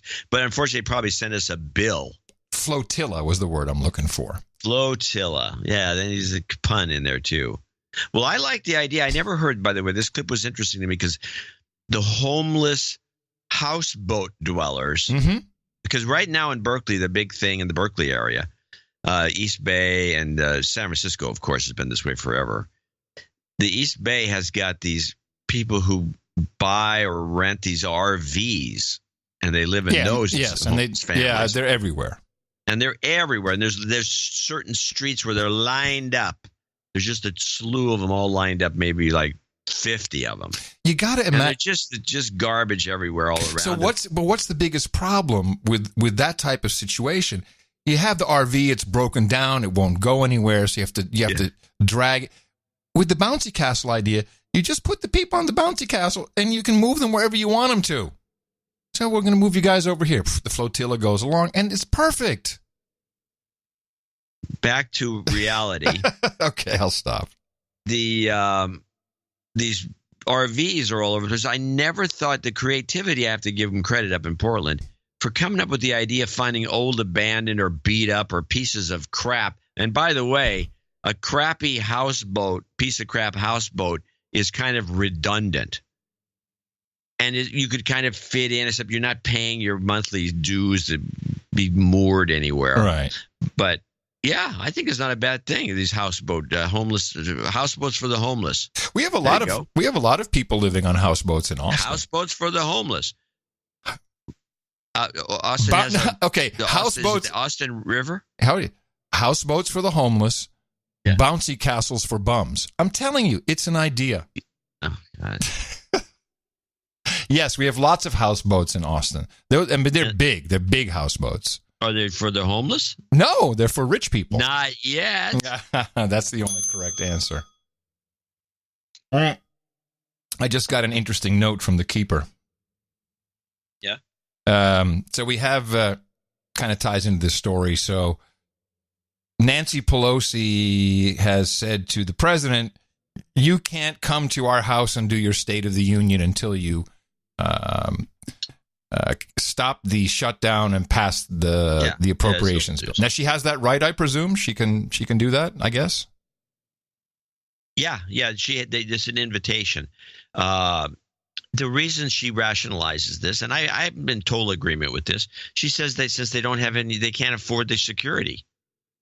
And I think that's oh, really? I think it's right. Yeah, well, I think she's correct. Well, let's go to CNN and listen to Phil Mudd, notorious CIA shill, and let's see what he has to say about it. Do you believe that this is a real national security threat? You're going to have all 100 senators, 435 members of the House, the diplomatic corps, the Supreme Court justices. You're going to have members of the Joint Chiefs of Staff, the entire cabinet with one so-called designated survivor who doesn't come because of, God forbid, some sort of security incident. Is this a legitimate security concern? Heck no. I mean, this is political genius. I give Nancy Pelosi credit for her political sense. It's national security nonsense. We're talking about less than 60 acres and the huge national security threats of U.S. senators, U.S. congressmen, members of the cabinet, Supreme Court justices, and guests of, for example, of the president. And that's that we can't secure 58 acres? Are you kidding me? There's 40,000 plus flights every day in this country, Wolf. They're still flying in the FAA, which in the midst of this crisis is still operating, can manage 40,000 plus flights, and we can't do 58 acres? I applaud her for coming up with the genius of trying to corner the president on this, but from a national security perspective, this is a Kardashian moment. This is fake. Strong words from Phil. How dare you disagree with Phil Mudd? You're wrong. Wrong again, Dvorak. Obviously some CIA reason they want to do it. Oh, yeah. I think that she's correct, and he's going to give the State of the Union address at some point, and it's going to be whenever it is. And who cares? It's apparently, not like it's a big deal. According to the keeper, who just sent me a message, Trump just canceled Pelosi's trip to Belgium, Egypt, and Afghanistan because of the shutdown and said she can go, but she has to fly commercial. A little back and forth. A little back and forth. Well, there's 800,000 people who haven't been paid. It's getting a little complicated for people. They're going to have to do something about this. In fact, there's this. I got a little clip from PBS. Work recall, no pay. They're doing this stunt, which has got to irk people. Also today, the Federal Aviation Administration called another 2,200 aviation safety inspectors back to work. And the IRS recalled to work 46,000 furloughed employees, 60% of its workforce, to handle tax returns and refunds. None of the workers in either agency will be paid. Yeah, there was an interview with Trish Gilbert. She's executive vice president at the union, the National Air Traffic Controllers Association. And I think it's worth listening to what she had to say, because her message is clear. Obviously it's a stressful job. You not having enough people is stressful. But her mind, I'm not quite sure where her mind is. She seems like a very political person. Let's just have a listen here. In the air, is there any reason why people flying should be concerned that there's not enough man and woman power to keep planes safe as they're flying? Right. Well, each day that this shutdown continues, the situation gets worse and worse. There are several complicated, complex layers in our system to ensure... Just so you know, several complicated, complex layers in our system. That is a bunch of gobbledygook if I ever heard it. Yeah, that's a good one. Several complicated, complex layers in our system to ensure that it maintains the critical safety components that we all rely on when we fly. What we don't want to see is a catastrophic event occur, and for us to come to you and say, we told you that controllers are working longer hours, they don't have their support staff, they're going to work unpaid, so they're not sleeping at night, they're looking for other jobs. Right. Maybe I'd like the conclusion. I mean, yes, I can see the stress, but you got to be very careful when you say these things. And I also think the air traffic controllers who were there should be a little pissed off at this woman. They're very capable of doing it also shorthanded. They've done this a lot. So, you can't sleep. So they're not sleeping at night. They're looking for other jobs. Maybe they're driving Uber after their shift. This is unacceptable. Sure. And we cannot come to this country and expect these people to continue to... It's also weird. We cannot come to this country and expect... I don't understand. Is she talking about immigrants, or is she talking about the shutdown, or just... She doesn't know Who is this again? She's the executive vice president of the National Air Traffic Controllers Association. She's the head of the union. Yeah. So they're not sleeping at night. They're looking for other jobs. Maybe they're driving Uber after their shift. This is unacceptable. Mm-hmm. And we cannot come to this country and expect these people to continue to work without pay. How long can they do that? What is she talking about? We cannot come to this country? I know. That's what I said. It's just weird. But she continues. Expect these people to continue to work without pay. How long can they do that? Quite alarming to raise the possibility of a catastrophic event. Are you saying that the effect of this shutdown, just in terms of folks not sleeping, not having... some people have been called back, but not all those workers have been called back. Are you saying that is a reasonable, credible concern? I'm saying the system is disrupted. Another one is disruptive. I don't know. She's got other things in her mind. Are you saying that is a reasonable, credible concern? I'm saying the system is disrupted, and the people need to be focused on the job that they're paid to do. Unfortunately, they're not getting paid to do it right now. They need 100% focus. They need not to be fatigued. They need not to be worried about whether they're going to have to sell their house, whether they're going to have to leave this profession altogether. Now, the air traffic controllers is interesting by itself. We went for a long time without them when they had the walkout under Reagan. Right. And he wound up firing all of them. Yeah. You guys walked out. You're out of here. I believe there is also some law or regulation or some reg that if the shutdown has lasted for 30 days, then I think you can start firing people. There's something weird. I'm not sure. I've not seen it in writing. I've only heard people talk about it. Well, maybe somebody can help us. I have one more part 2 to this clip, just about the safety of flying. She's fear-mongering. Given all that you've just laid out, and it is alarming to hear, bottom line, would you say, Trish, that flying is less safe today than it was a month ago? I would say it is less safe today than it was a month ago. Absolutely. We do not have the professionals on the job. We are working with bare bones crews. We have controllers there doing what they do very, very well. But how long can you expect them to do it without all of the systems behind them to keep the system safe and the planes? She's just talking crap now. The systems are up and running, I'm sure. In the air. It's not just the air carriers that we're working through the system. It's life flights with organs. It's packages with cargo flights. It's the military. All of this is very important to this country. It's an economic engine, the air traffic control system in this country. And right now you're putting this incredible strain on the system, which is unacceptable and unreasonable. This is a horrible game of chicken that we're in the middle of. And we need to get out of it, and we need to get out of it today. I agree we need to get out of it, but I disagree that this is somehow really making life unsafe for air travel. Donald! Yeah, really. Stand it! Huh. All right. Well, I don't have a clip about Richard Engel did a whole bit on Syria and I wish I had this clip. I don't understand why I don't have it. I see here Richard Engel, NBC, on Syrian war and recent murder. Is that at the bottom? Yeah. That's the clip. Let's play that clip because I pulled an ISO from him that's very funny. But witnesses tell NBC News U.S. troops were at a restaurant halfway down this street. And then this happened when a man in civilian clothing approached the door. A suicide bomber apparently lying in wait with a powerful explosive vest. 4 Americans were killed, 2 U.S. service members, a civilian working for the Defense Department, and a contractor. As rescue helicopters came in, witnesses told NBC News U.S. forces may have set a dangerous pattern, coming to this same restaurant repeatedly. ISIS almost immediately claimed responsibility. The group, it seems, trying to show the world President Trump is wrong. We've beaten them badly. We've taken back the land. And now it's time for our troops to come back home. But U.S. troops are still here in Syria for now. And their allies, Kurdish forces, who took us into the battle zone, say the U.S. is leaving a war that's not finished. These areas here on the front line are completely devastated, and U.S. and Kurdish-led forces are still fighting against ISIS. There are as many as 4,000 ISIS fighters still in this area.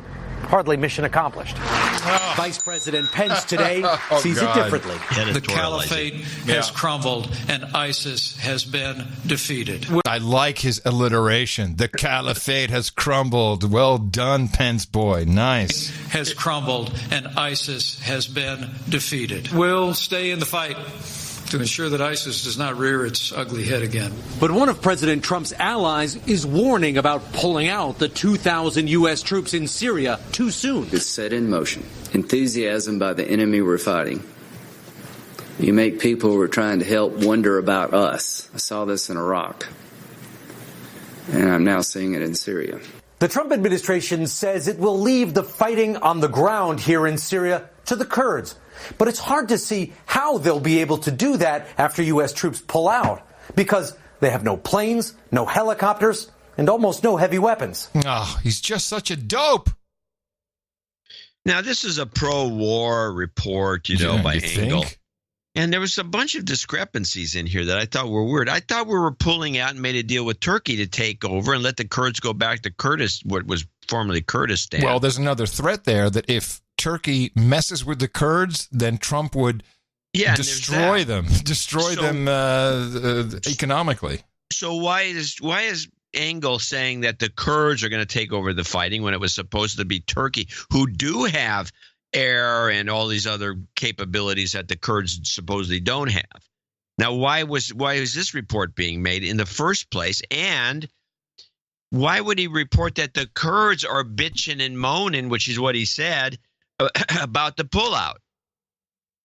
Which I don't believe, by the way. I don't believe this report. I think this report is slanted, and he has this little – what really got me and got my attention to this report was the little ISO he has in here, which is hardly what I would call good reporting by making this commentary, and you can see the ISO, hardly mission accomplished. Hardly mission accomplished. Yeah. What would you say that in? Hardly mission accomplished, which is not a reference to anything Trump has said, but a past reference. It's a callback to Bush on the aircraft carrier with the mission accomplished banner, which is a piece of propaganda that these people like to use to ridicule Trump for some reason. So this is something scamish about this. I'm very, very unhappy with this report. Let's have this conversation as if we're in the Pentagon. Hey, did you see Rich? Great job. He even snuck in that stupid George W. thing about mission accomplished. Oh, great. We should put a little something extra in his paycheck for this week. Well, there is that element. Somebody told him to make this report that way. Oh, yeah. Because Engel's always been kind of a stooge for the intelligence agencies. don't know if you noticed that when I first picked up. I mean, I picked up on it years ago with that fake kidnapping he went through and all this other stuff we ridiculed on the show years ago. But there was also this moment where he turned on the Intelligence Committee when Dianne Feinstein was leading it, and they wanted to release the torture report, and he was all in with the CIA. No, we shouldn't release it. What kind of journalist, this is what got me, what kind of journalist wants less information? A libjo. All right, I guess I made my point. Yes, you have. And I would like to thank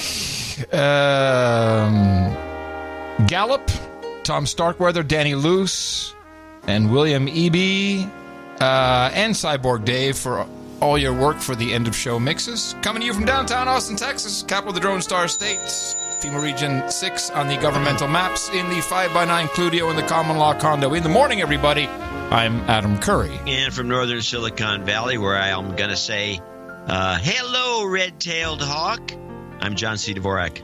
We return on Sunday right here on No Agenda. Remember us at Dvorak.org/NA. Adios, mofos! And such. Yeehaw! We're having ourselves a meetup, Texas style! Saturday, March 2nd, Austin, Texas. No Agenda meetup, Austin, Texas, at the Austin Beer Works. Saturday, March 2nd, come pay your respect to the Podfather and thank him for his courage. Come get jiggy with other like-minded producers. Remember, Saturday, March 2nd, Austin Beer Works and such. Bill from Indy came through. Hit it. I spent it all on hookers and blow. I thought that was disgusting. Get out of my vagina! Right now we have Obama. He won't call. Get out of my vagina! No. Get out of my vagina! Come on, try getting it out. Try getting it out. I'll get it out. I mean, I don't know if you're going to put this on television, but try getting it out. Go ahead. And the poll just came out. Oh my God, that is amazing! I know that's right. So you get in the fast-moving line, it's always some black guy just cranking away. Right. He was seriously hot. I wish it was a little longer. Yeah. He was soaking wet. And wash your hands after touching any raw meat. Boom shakalaka! Boom shakalaka! I know that's right. Get out of my vagina! It's classified. Classified! Maybe. Classified! Not really. Shut up already. It's science. Really? It's real! Thanks, Obama. Show some RESPICT. Yay! We're all gonna die! Jungle fever, jungle fever, jungle fever, jungle fever! I spent it all on hookers and blow. Yeah, isn't that great? We need a couple more. These songs, man, they I like really the calypsos.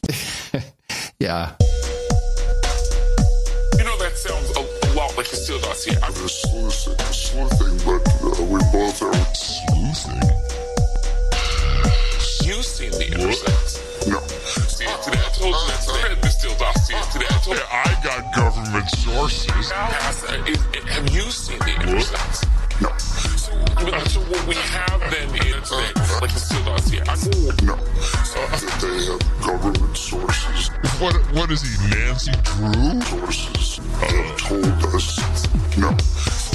So what we have then is people who government sources. We have then told us like what we have. No. Sleuthing. What is he, Nancy Drew? Well, do we give you some little quick salads that the First Lady will make along with the Second Lady? They'll make some salads. And I said, you guys aren't into salads. This is a very big deal. It is a special security event. The eyes to the right, 306. The nose to the left, 325. I'm filing an exploratory committee for President of the United States tonight. Whatever happens to give me my job back, I don't care. I would warn against taking their eye off the ball about what's going on in the world over some fast food at the White House to a football team. And the truth of this shutdown is that it's actually not about a wall. It is not about the border. Burger King, Wendy's, and McDonald's. We have Big Macs, we have Quarter Pounders with cheese, we have everything that I like, that you like. According to officials from within the Trump administration, the shutdown is costing more than previously believed. And I said, you guys aren't into salads.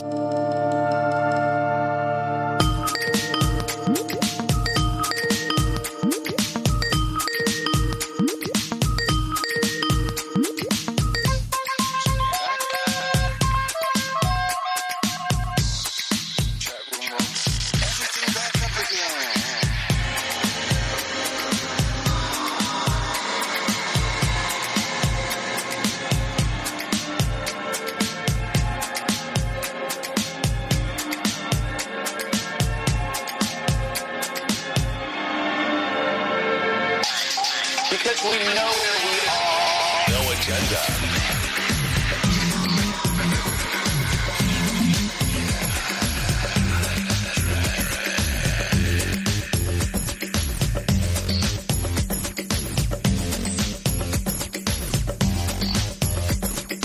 No agenda.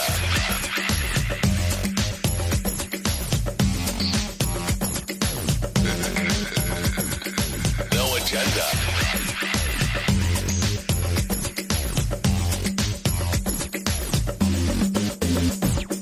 No agenda.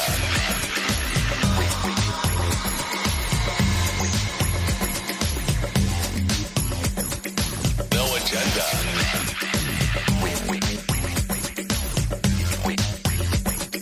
Because we know where we are. No agenda.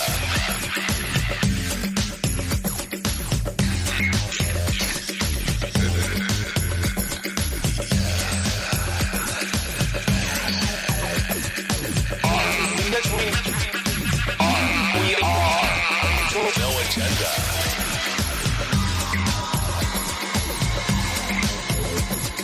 Because we know where we are. No agenda.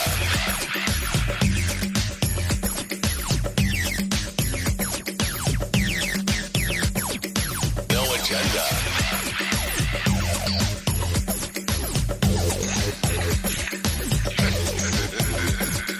No agenda.